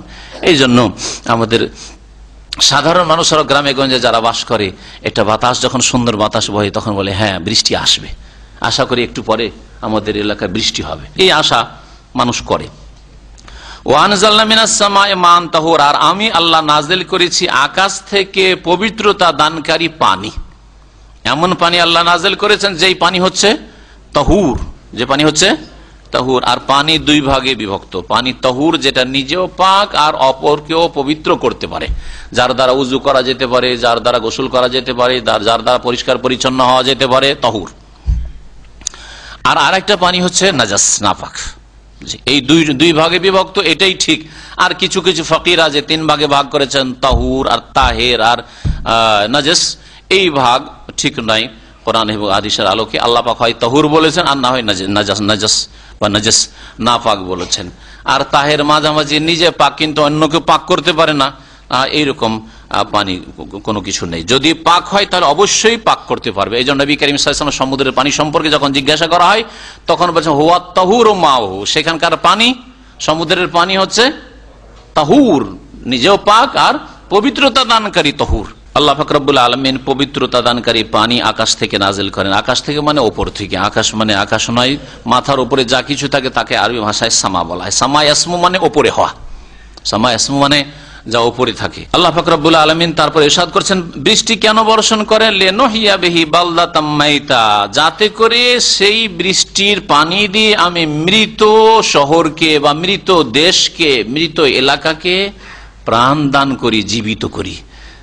মৃত জমি মানে অনাবাদ জমি, অনাবাদ হয়ে গেছে, চাষের যোগ্য হয়ে নেই। কোন যে একটা ফসল পানি জন্মেবে এই রকমের কোন সম্ভাবনা নেই। সেই এলাকায় যেমনই বৃষ্টি বর্ষণ হইল, তেমনই চাষিদের কাজ শুরু হয়ে গেল, চাষাবাদের কাজ শুরু হয়ে গেল। দেখেন,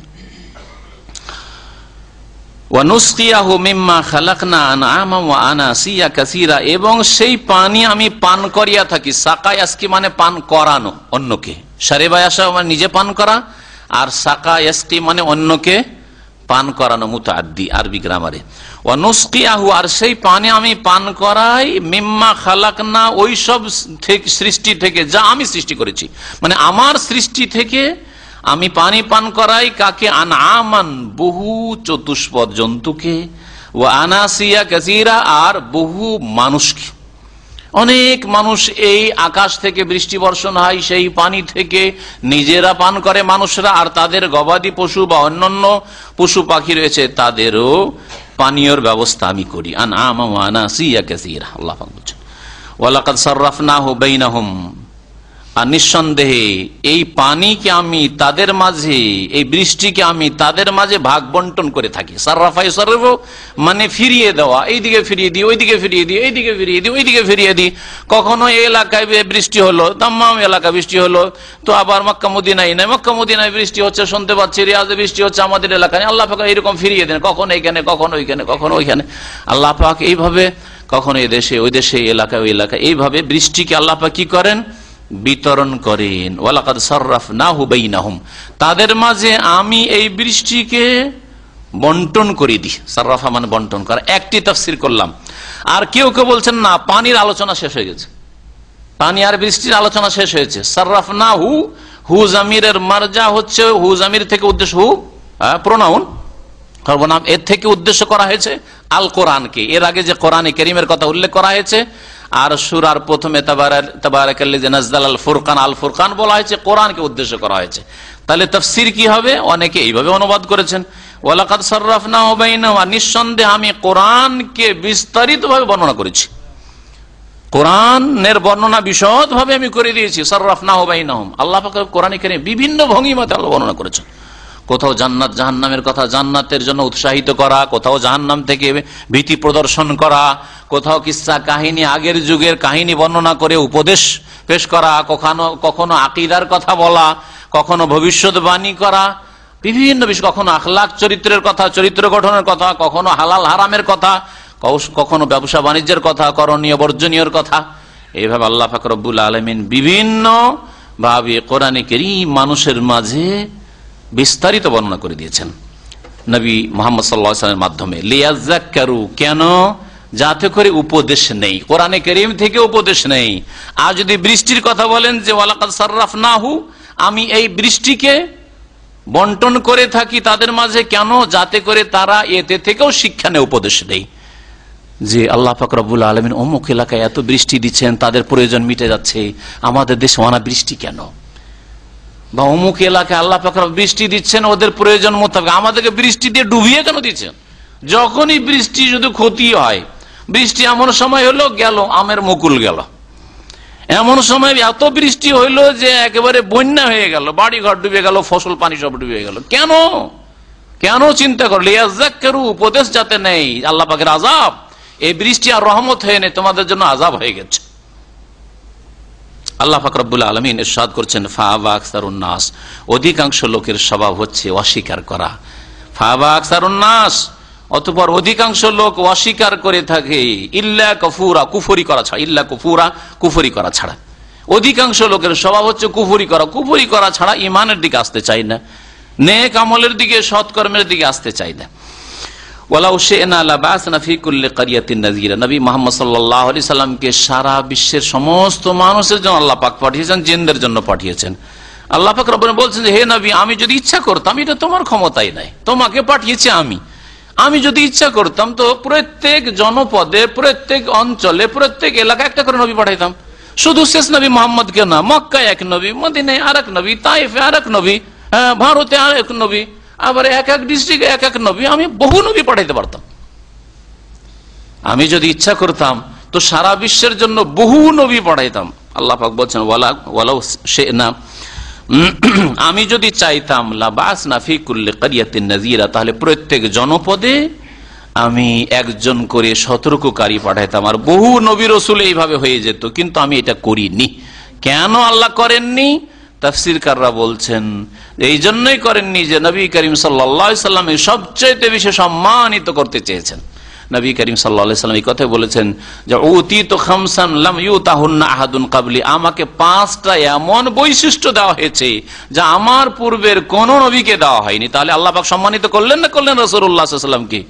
হ্যাঁ, অন্য কোন নবীকে দেওয়া হয়নি, না নূহকে দেওয়া হয়েছে, না লূতকে দেওয়া হয়েছে, না ইব্রাহিমকে দেওয়া হয়েছে, না মুসা ঈসাকে দেওয়া হয়েছে, কাউকে দেওয়া হয়নি।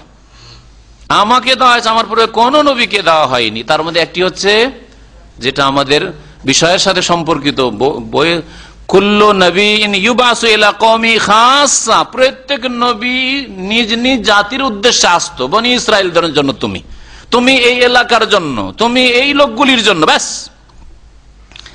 ওয়া বুইস্তু ইলান নাসি কাফা, কিন্তু আমাকে সমস্ত মানুষের জন্য পাঠানো হয়েছে, সমস্ত মানুষের জন্য। আল্লাহ পাক এইভাবে নবী মুহাম্মদ সাল্লাল্লাহু আলাইহি ওয়াসাল্লামকে সম্মানিত করেছেন, এক নবী সারা বিশ্বের সমস্ত মানুষের জন্য।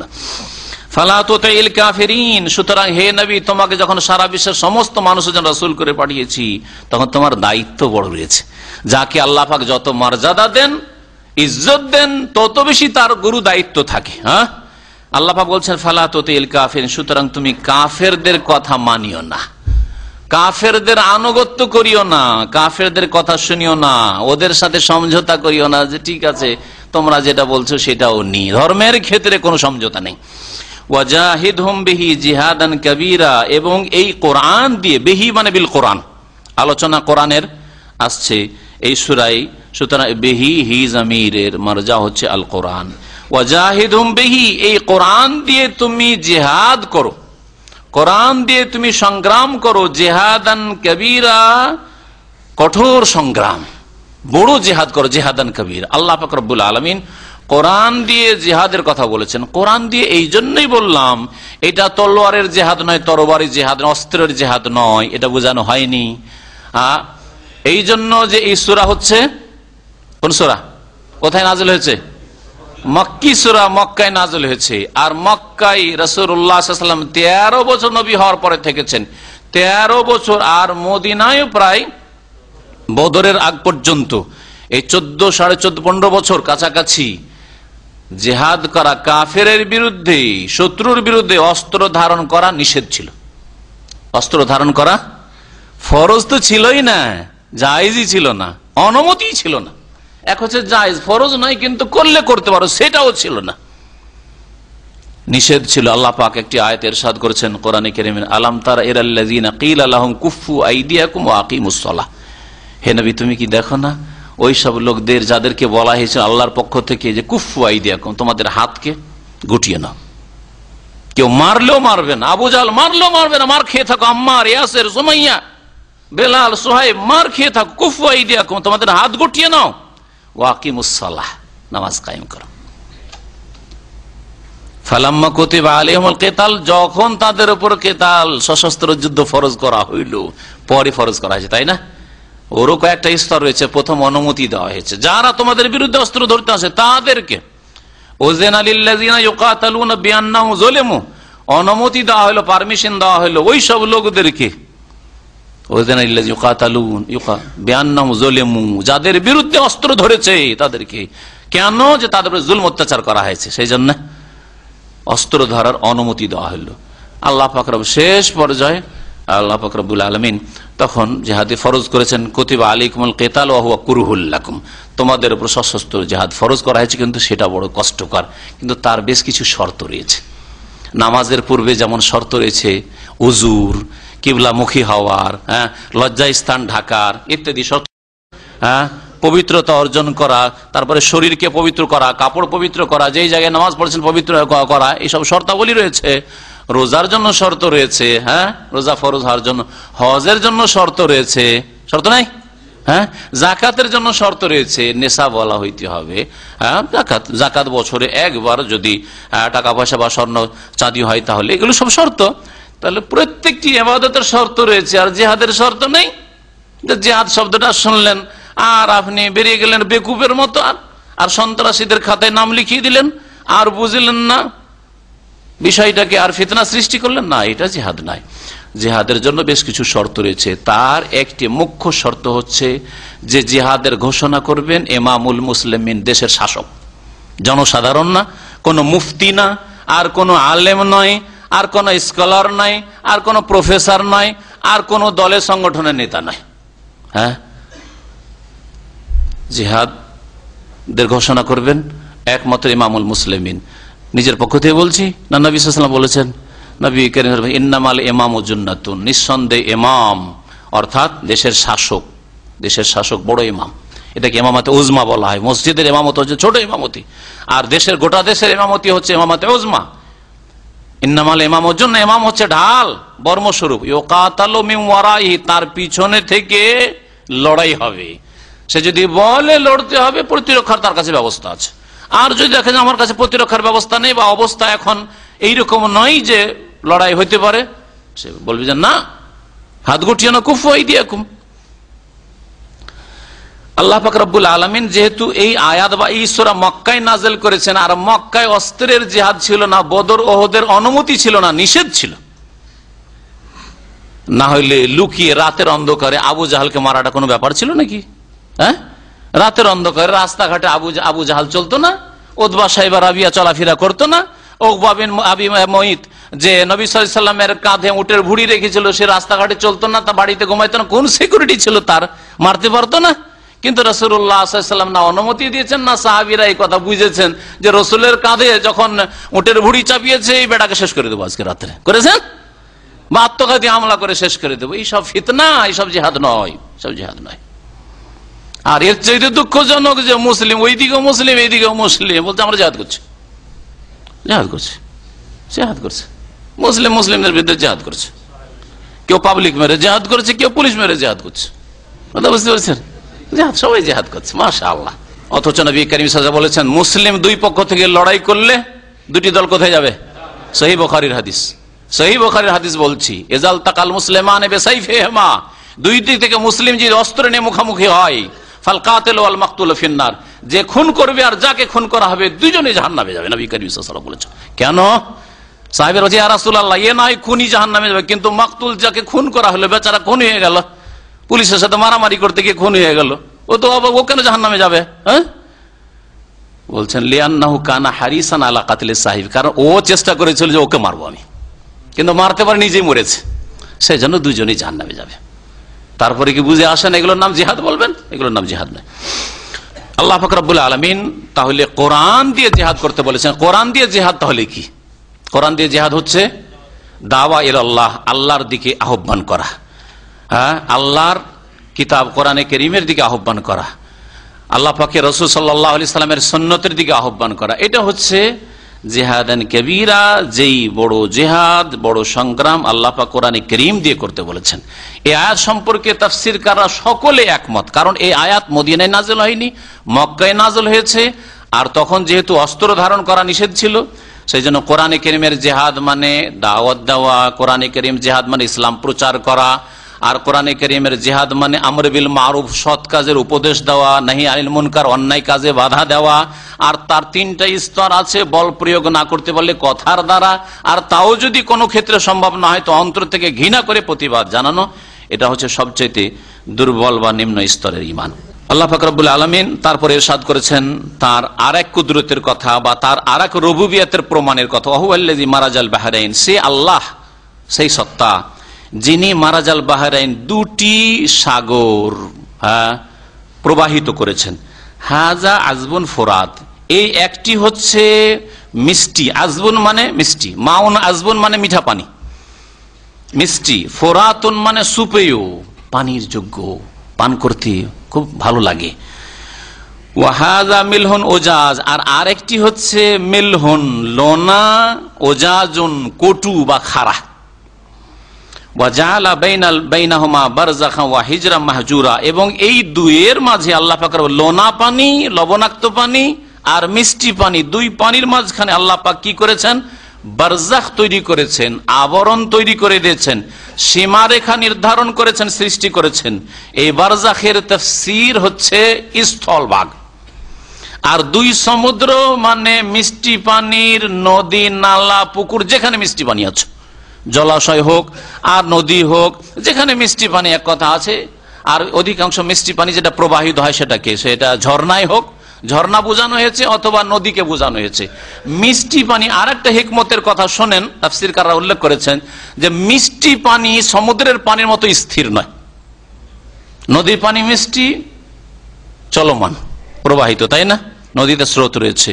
এই রকমের ঝর্ণার পানি বইতে রয়েছে, মিষ্টি পানি, ঝর্ণার পানি প্রবাহিত। কেন? যদি স্থির হতো সমুদ্রের মতো তাহলে কি হইতো অবস্থা? কে বলতে পারেন? এই গবেষণা বলতে পারেন, এই রহস্য বলতে পারেন? রহস্য হচ্ছে মিষ্টি পানি তাড়াতাড়ি সরে যায়, পচে যায়। মিষ্টি পানিতে তাড়াতাড়ি দুর্গন্ধ হয়ে যায় আর পানি খারাপ হয়ে যায়। মিষ্টি পানি যদি সমুদ্রের মতো স্থির হইতো তাহলে পচে সরে দুর্গন্ধযুক্ত হয়ে যেত, পানি পান করার মতো যোগ্য থাকতো না। এই জন্য যেসব থেমে থাকা পানি, মিষ্টি পানি, পুকুরের পানি খারাপ হয়ে যায়, হ্যাঁ খারাপ হয়ে যায়। কিন্তু ঝর্ণার পানি কখনো খারাপ হয় না, নদীর পানি কখনো খারাপ হয় না, দেখেন সুন্দর পানি। আর সমুদ্রের পানিকে আল্লাহ পাক এর বিপরীত লোনা কেন করেছেন, খারাপ এইরকম কেন করেছেন?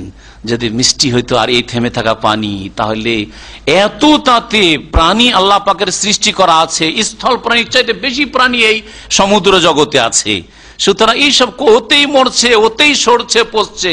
এই থেমে থাকা পানি যদি মিষ্টি পানি হইতো, লবণাক্ত না হইতো, তাহলে দুর্গন্ধ ছড়িয়ে পড়তো।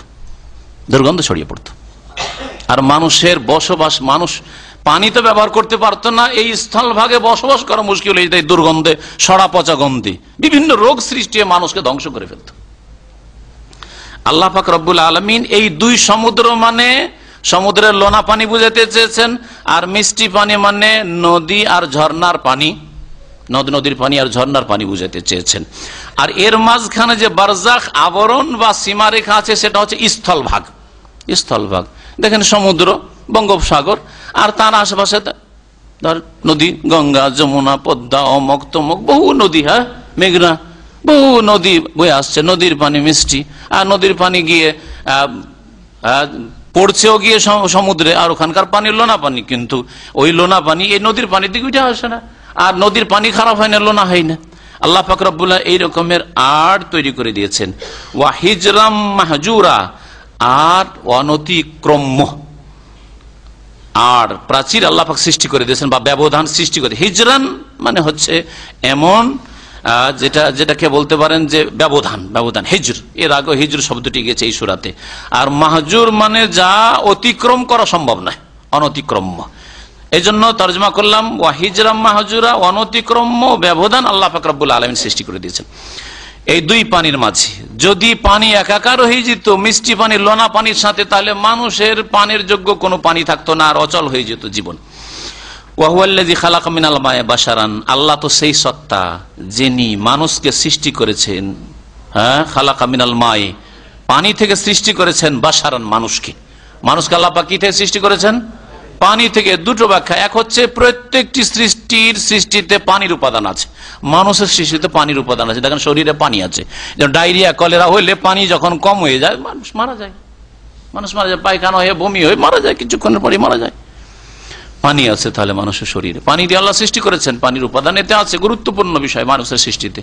আর এখানে পানি মানে বোঝানো হয়েছে শুক্রবিন্দুকে, হ্যাঁ বীর্যকে বোঝানো, নুতফাকে বোঝানো হয়েছে। আল্লাহ পাক মানুষকে সৃষ্টি করেছেন হ্যাঁ পানি দিয়ে, বা পানি দিয়ে মানুষ সৃষ্টি করেছেন, মানে শুক্রবিন্দু থেকে আল্লাহ মানুষ সৃষ্টি করলেন। যখন মানুষ দুনিয়াতে ভূমিষ্ঠ হলো, ভূমিষ্ঠ হওয়ার পরে দীর্ঘদিন অবিবাহিত অবস্থায় থাকলো, তার শুধু পরিচয় ছিল বংশীয় পরিচয়। ছেলেটা কে রে? যেন অমুকের ছেলে, বলে যে অমুকের জামাই বলতে পারবে? অমুকের জামাই বলতে পারবেন? বলতে পারবেন না। যখন বিবাহ করলো, নতুন আর একটা সম্পর্ক কায়েম হলো, এই ছেলেটা কে রে? বলছে অমুকের জামাই, হ্যাঁ অমুক মেয়ের স্বামী, হলো না? বৈবাহিক সম্পর্ক। সুবহানাল্লাহ, আল্লাহ পাক ওই কথাটি এখানে উল্লেখ করেছেন। আল্লাহ সেই সত্তা যিনি পানি থেকে মানুষকে সৃষ্টি করেছেন, ফাজআলাহু নাসাবান ওয়া সিহরা, অতঃপর তাকে করে দিয়েছেন বংশীয় সম্পর্কে এবং বৈবাহিক সম্পর্কের। বংশীয় সম্পর্ক তার আছে, তার অমুক বংশের সাথে সম্পর্ক, আর যখন বিবাহ হইলো তখন বৈবাহিক সম্পর্কে আবদ্ধ হইলো, অমুক বংশের জামাই, অমুকের ভগ্নিপতি। এই আত্মীয়তা আল্লাহ পাক রব্বুল আলামিন তৈরি করে দিয়েছেন। মানুষের যদি এই সম্পর্ক আল্লাহ না করে দিতেন, তার মধ্যে বিবাহের চাহিদা না থাকতো, তাহলে এই আত্মীয়তার সম্পর্ক হইতো না, বৈবাহিক সম্পর্ক হইতো না, কারোর সাথে কারো বিবাহ হইতো না, কোন সম্পর্ক। এক বিশাল এক বংশের সাথে আপনার সম্পর্ক হলো, ছিলেন এক গরিব বংশের, বিশাল এক বড় ছোট একটা বংশের মানুষ ছিলেন, দুর্বল মানুষ ছিলেন, একটা শক্তিশালী বংশের সাথে আপনার আত্মীয়তা হয়ে গেল, তাই না? তো আল্লাহ পাক রব্বুল আলামিন এসব করেছেন। ওয়াকানা রব্বুকা কাদিরা, এবং হে নবী তোমার প্রতিপালক সর্বশক্তিমান। এগুলি আল্লাহ পাকের কাজ। ওয়ায়াবুদুনা মিন দুনিল্লাহি মা লা ইয়ানফাহুম ওয়া লা ইয়াদুররুহুম ওয়া কানাল কাফিরু আলা রাব্বিহি যাহিরা। আল্লাহ পাক এখন তৌহিদে উলুহিয়াতের কথা বলছেন, আর ওর বিপরীত হচ্ছে শিরক, আল্লাহ ছাড়া অন্যের ইবাদত করা। এতগুলি আল্লাহ পাকের যখন কুদরত, আল্লাহ পাকের কাজ, আল্লাহ পাকের প্রভুত্বের বহিঃপ্রকাশ, এগুলি প্রমাণাদি আল্লাহ পাক পেশ করলেন। যার এই কাজগুলি, তার ইবাদত না করে, তাকে সেজদা না করে, তার কাছে ফরিয়াদ না করে, তার কাছে না চেয়ে আবার অন্যের কাছে কেন ধর্ণা দাও? আল্লাহ বলছেন, হে কাফের মুশরিকরা, ওয়ায়াবুদুনা মিন দুনিল্লাহ, এই কাফের মুশরিকরা আল্লাহকে বাদ দিয়ে পুজো করে মা লা ইয়ানফাউহুম, এমন কিছুর, হয় দুর্গার না হয় দরগাহের, মা লা এমন কিছুর, দুর্গার দরগার, লা ইয়ানফাউহুম, যা তাদের উপকারও করতে পারে না, ওয়া লা ইয়াদুররুহুম, তাদের ক্ষতি সাধনও করতে পারে না। ওয়া কানাল কাফিরু আলা রাব্বিহি যাহিরা, আর কাফের তার রবের, আল্লাহর বিরুদ্ধে, প্রতিপালকের বিরুদ্ধে সে হচ্ছে জাহিরা, শয়তানের সাহায্যকারী। জাহির আলী শয়তান, জাহির মানে সাহায্যকারী, শয়তানের সহযোগী। কাফের আল্লাহ পাকের বিরোধী, সহজ ভাষায় বলতে হইলে তরজমা ওয়া কানাল কাফির, কাফের আল্লাহ পাকের বিরোধী, সে আল্লাহ পাকের বিরোধী। তাহলে কার দলের? সে শয়তানের দলে, হিজবুশ শয়তানের অনুসারী। ওমা আরসালনাকা ইল্লা মুবাশশিরা ওয়া নাযীরা, হে নবী মুহাম্মদ সাল্লাল্লাহু আলাইহি ওয়াসাল্লাম, তোমাকে আমি একমাত্র প্রেরণ করেছি সুসংবাদদাতা করে। মুমিন বিশ্বাসী ভালো মানুষদেরকে, সৎকর্মশীলদেরকে সুসংবাদ দেবে দুনিয়া এবং আখিরাতে, মান ইজ্জতের, সম্মানের, জান্নাতের। ওয়া নাযীর, আর সতর্ককারী করে প্রেরণ করেছি কাফের অবাধ্য নাফরমানকে, সতর্ক সাবধান করবে যে দেখো এই অবস্থায় যদি দুনিয়া থেকে চলে যাও তাহলে তোমাদের জন্য কঠোর আযাব রয়েছে, জাহান্নাম প্রস্তুত রয়েছে। কুল, হে নবী বলে দাও, মা আসআলুকুম আলাইহি মিন আজরিন, আমি যে তোমাদেরকে এই দাওয়াত দিচ্ছি তৌহিদের, আল্লাহর বিধানের, এর ওপর তোমাদের কাছে কোন রকমের পারিশ্রমিক চাই না। ইল্লা মান শাআ আন ইয়াত্তাখিযা ইলা রাব্বিহি সাবিলা, তবে যে চাইবে আমার এই দাওয়াতে সাড়া দিয়ে তার প্রতিপালকের দিকে রাস্তা অবলম্বন করুক। তোমাদেরকে ডাকছি, আমার কাজ হচ্ছে ডাকা, তোমাদের মধ্যে যে চায় আল্লাহর দিকে সে পথ নিক। ওয়াতাওয়াক্কাল আলাল হাইয়্যিল্লাযী লা ইয়ামুত, হে নবী মুহাম্মদ সাল্লাল্লাহু আলাইহি ওয়াসাল্লাম, তুমি আস্থা করো, ভরসা করো সেই জীবন্ত সত্তার উপর, আল হাই, সেই চিরঞ্জীব সত্তার উপর। আল হাই, চিরঞ্জীব, যিনি সর্বদাই আছেন, থাকবেন আর ছিলেন, তার আদি অন্ত নেই। ওয়াতাওয়াক্কাল আলাল হাই, আর তুমি আস্থা ভরসা করো সেই চিরঞ্জীব সত্তার উপর, আল্লাযী লা ইয়ামুত, যিনি কখনো মরবেন না। কে তিনি? না তার সাথে আর কেউ শরীক আছে? এটা আল্লাহ পাকের গুণ বলা হয়েছে। যদি বলেন হায়াতুন নবী, নবীও বেঁচে আছেন, নবী মারা যাননি, আল্লাহর সাথে শরীক করা হইল না? ওলি আউলিয়া মরেও মরেন না, দুনিয়া থেকে তারা আড় হয়ে যান, পর্দার আড়ে চলে যান, তারপর আরো শক্তিশালী হয়ে যান। এই জন্য ওলি আউলিয়াকে, গৌস কুতুব, আবদালকে, জিলানি, চিশতিকে কখনো বলবে না যে তারা মৃত। এটা শিরকি আকীদা নয়, এই কোরআনের আয়াতের স্পষ্ট বিরোধী নয়, এই কোরআনের আয়াত অস্বীকার করা নয়। তো যে কোরআনের আয়াত অস্বীকার করে তার পরিণাম কি? সে কি মুসলিম থাকবে? সে কি মুমিন, বিশ্বাসী না অবিশ্বাসী বলুন তো দেখি? হ্যাঁ, সে কি মুআহিদ, তৌহিদ প্রতিষ্ঠাকারী না বহুত্ববাদী? চিন্তা করুন তো দেখি। আল্লাহ পাক রব্বুল আলামিন যেন বুঝার তৌফিক দান করেন। যদি নবী সাল্লাল্লাহু আলাইহি ওয়াসাল্লাম জীবিত হইতেন তাহলে আল্লাহ এই গুণ নিজে বলতেন না যে আমিও জীবিত, আল হাই, আর নবীও আমার জীবিত আছেন, তাহলে আবার এটা কেন বলবেন আল্লাহ পাক রব্বুল আলামিন? আল্লাযী লা ইয়ামুত, যিনি মৃত্যুবরণ করেন না, আর মুহাম্মদ মারা গেছেন। ফাইন্না মুহাম্মাদান কাদ মাত, আবু বকর সিদ্দিক রাদিয়াল্লাহু তাআলা আনহুর খুতবা বক্তব্য যা সহিহ হাদিস, সহিহ বুখারীতে রয়েছে, অন্যান্য হাদিসের কিতাবে রয়েছে, কোরআনে কারীমে রয়েছে, ইন্নাকা মাইয়াতুন, হে নবী নিঃসন্দেহে তুমি মৃত। মাইয়াত মানে কি? মাইয়াত মানে হায়াতুন নবী, জীবিত না? হায়রে, হায়রে অবুঝ, হায়রে অধম। এই জন্য তো আল্লাহ অধম বলেছে, বালহুম আদাল্লু সাবিলা। বাল হুম আদাল্লু সাবিলা। আল্লাহ পাক বলছেন ওয়াসাব্বিহ বিহামদি, হে নবী তুমি তার প্রশংসার সাথে সাথে তাসবিহ করো, পবিত্রতা ঘোষণা করো, আল্লাহ পাকের প্রশংসা করো। ওয়া কাফা বিহি বিযুনুবি ইবাদি খাবীরা, আর সেই আল্লাহ কাফা বিহি, এর আগে বলেছি কাফার পরে যে বাটা আছে সে বাটা হচ্ছে অতিরিক্ত জায়েদা, অলংকার স্বরূপ, তার অর্থ হয় না। কাফা বিহি মানে কাফা, আল্লাহ কাফি, আল্লাহ যথেষ্ট। কাফা বিল্লাহ মানে আল্লাহ যথেষ্ট। ও কাফা বিল্লাহ শাহিদা, সাক্ষীর জন্য আল্লাহ যথেষ্ট। কাফা আল্লাহ আসলে ছিল, তো কাফা বিহি মানে আল্লাহ যথেষ্ট। কাফা আল্লাহ, আল্লাহ পাক যথেষ্ট তার বান্দার গুনাহ সম্পর্কে সূক্ষ্ম খবর রাখায়। আল্লাহ পাক রব্বুল আলামিন যদি ফেরেশতাদের নাও লাগাইতেন লিখার জন্য, রেকর্ড করার জন্য, আমলনামার ব্যবস্থা নাও করতেন, তবুও মানুষের গুনাহ অপরাধ নেকি ভালো মন্দ জানার জন্য আল্লাহ পাক যথেষ্ট। ওয়াকাফা বিহি বিযুনুবি ইবাদি খাবীর, আল্লাহ পাক রব্বুল আলামিন বান্দার গুনাহ সম্পর্কে সূক্ষ্ম খবর রাখাই একাই যথেষ্ট তিনি। আল্লাযী খালাকাস সামাওয়াতি ওয়াল আরদ, যে আল্লাহ পাক রব্বুল আলামিন আসমান সমূহ আর জমিনকে সৃষ্টি করেছেন, ওয়া মা বাইনাহুমা, আর যা কিছু এই দুইয়ের মাঝে রয়েছে, ফি সিত্তাতি আইয়াম, 6 দিনে। 6 দিনে আল্লাহ পাকের আসমান জমিন এবং এর মাঝে যা কিছু আল্লাহ পাকের রয়েছে সৃষ্টি করেছেন 6 দিন। কোন দিন থেকে আল্লাহ পাক শুরু করেছেন? ইহুদিরা শুক্রবারকে তারা তাদের উৎসবের দিবস হিসাবে গ্রহণ করেছিল। আর ইহুদিদের আল্লাহ সম্পর্কে কুফরি আর বেয়াদবি একটি হচ্ছে যে আল্লাহ পাক 6 দিনে সৃষ্টি করে ক্লান্ত হয়ে পড়েছিলেন, তো তাই বিশ্রাম করেছিলেন শনিবারে, সেজন্য আমরাও বিশ্রাম করবো। কথা বুঝতে পারলেন? আমরা সেই জন্য সেটা হচ্ছে আমাদের সাপ্তাহিক ছুটির দিন। এই জন্য ইহুদিদের কাছে শনিবারটা ছুটির দিন, আর খ্রিস্টানদের কাছে রবিবারে ছুটির দিন। শনি রবিবার ওই জন্য ওদের দেশে ছুটি থাকে, একটা ইহুদিদের ছুটির দিন আর একটা হচ্ছে খ্রিস্টানদের ছুটির দিন, আর মুসলিমদের ছুটির দিন হচ্ছে জুমার দিন। তো কি বুঝলেন আমার এই ব্যাখ্যা দিয়ে? রবি, সোম, মঙ্গল, বুধ, বৃহস্পতি, হ্যাঁ শুক্রবারে শেষ করলে আল্লাহ পাকের সৃষ্টি করা, হ্যাঁ। আর শনিবারের দিন আরাম করলেন। কে বলছে?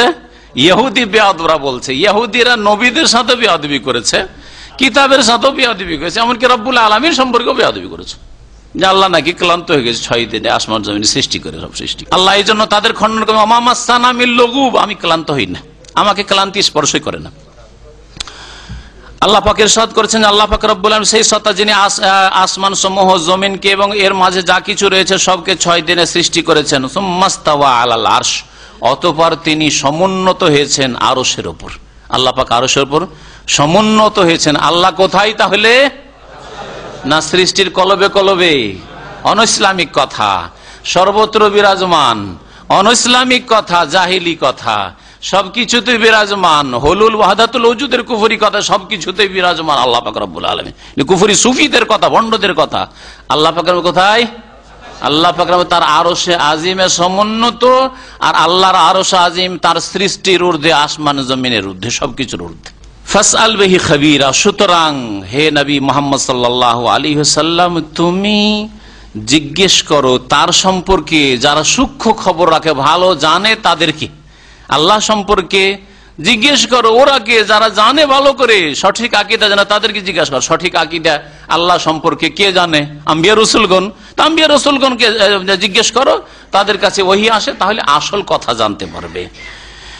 আরেকটি আয়াত পড়িয়ে দেবো, কি এতে সেজদা রয়েছে। ওয়াইযা কিলা লাহুম উসজুদু লির-রাহমান, আর যখন তাদেরকে বলা হইতো যে তোমরা দয়াময় বা করুণাময় আল্লাহ পাক রব্বুল আলামিনকে সেজদা করো, রহমানের কথা বলা হইতো, কালু, তখন তারা বলতো, আরব মুশরিকেরা বলতো, আমার রহমান, রহমান আবার কি জিনিস? আমরা রহমান বুঝি না, মানি না।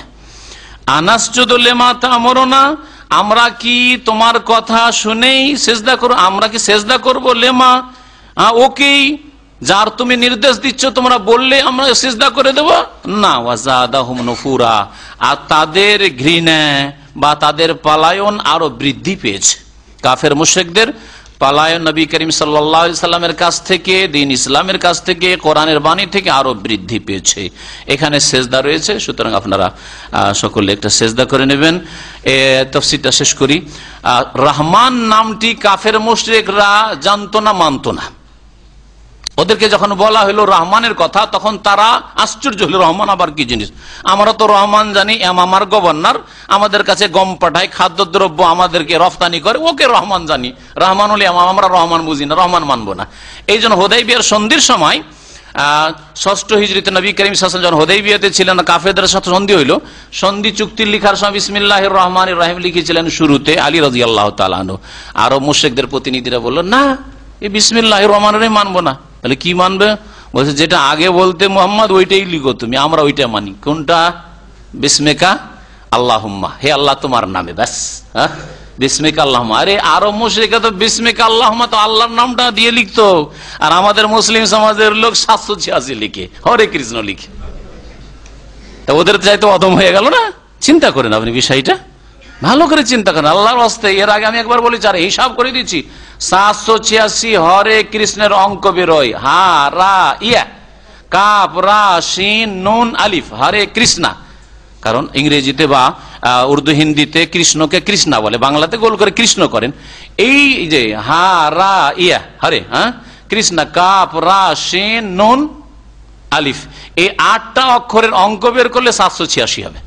সুতরাং যারা 786 লিখে খাতা কলমে, চিঠিতে, বাড়িতে, গাড়িতে, তারা হরে কৃষ্ণ লিখে রাখে, ভালো করে শুনে রাখেন।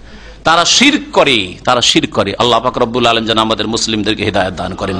সুবহান রাব্বিকা রাব্বিল ইজ্জাতি আম্মা ইয়াসিফুন ওয়া সালামুন আলাল মুরসালিন ওয়ালহামদুলিল্লাহি রাব্বিল আলামিন।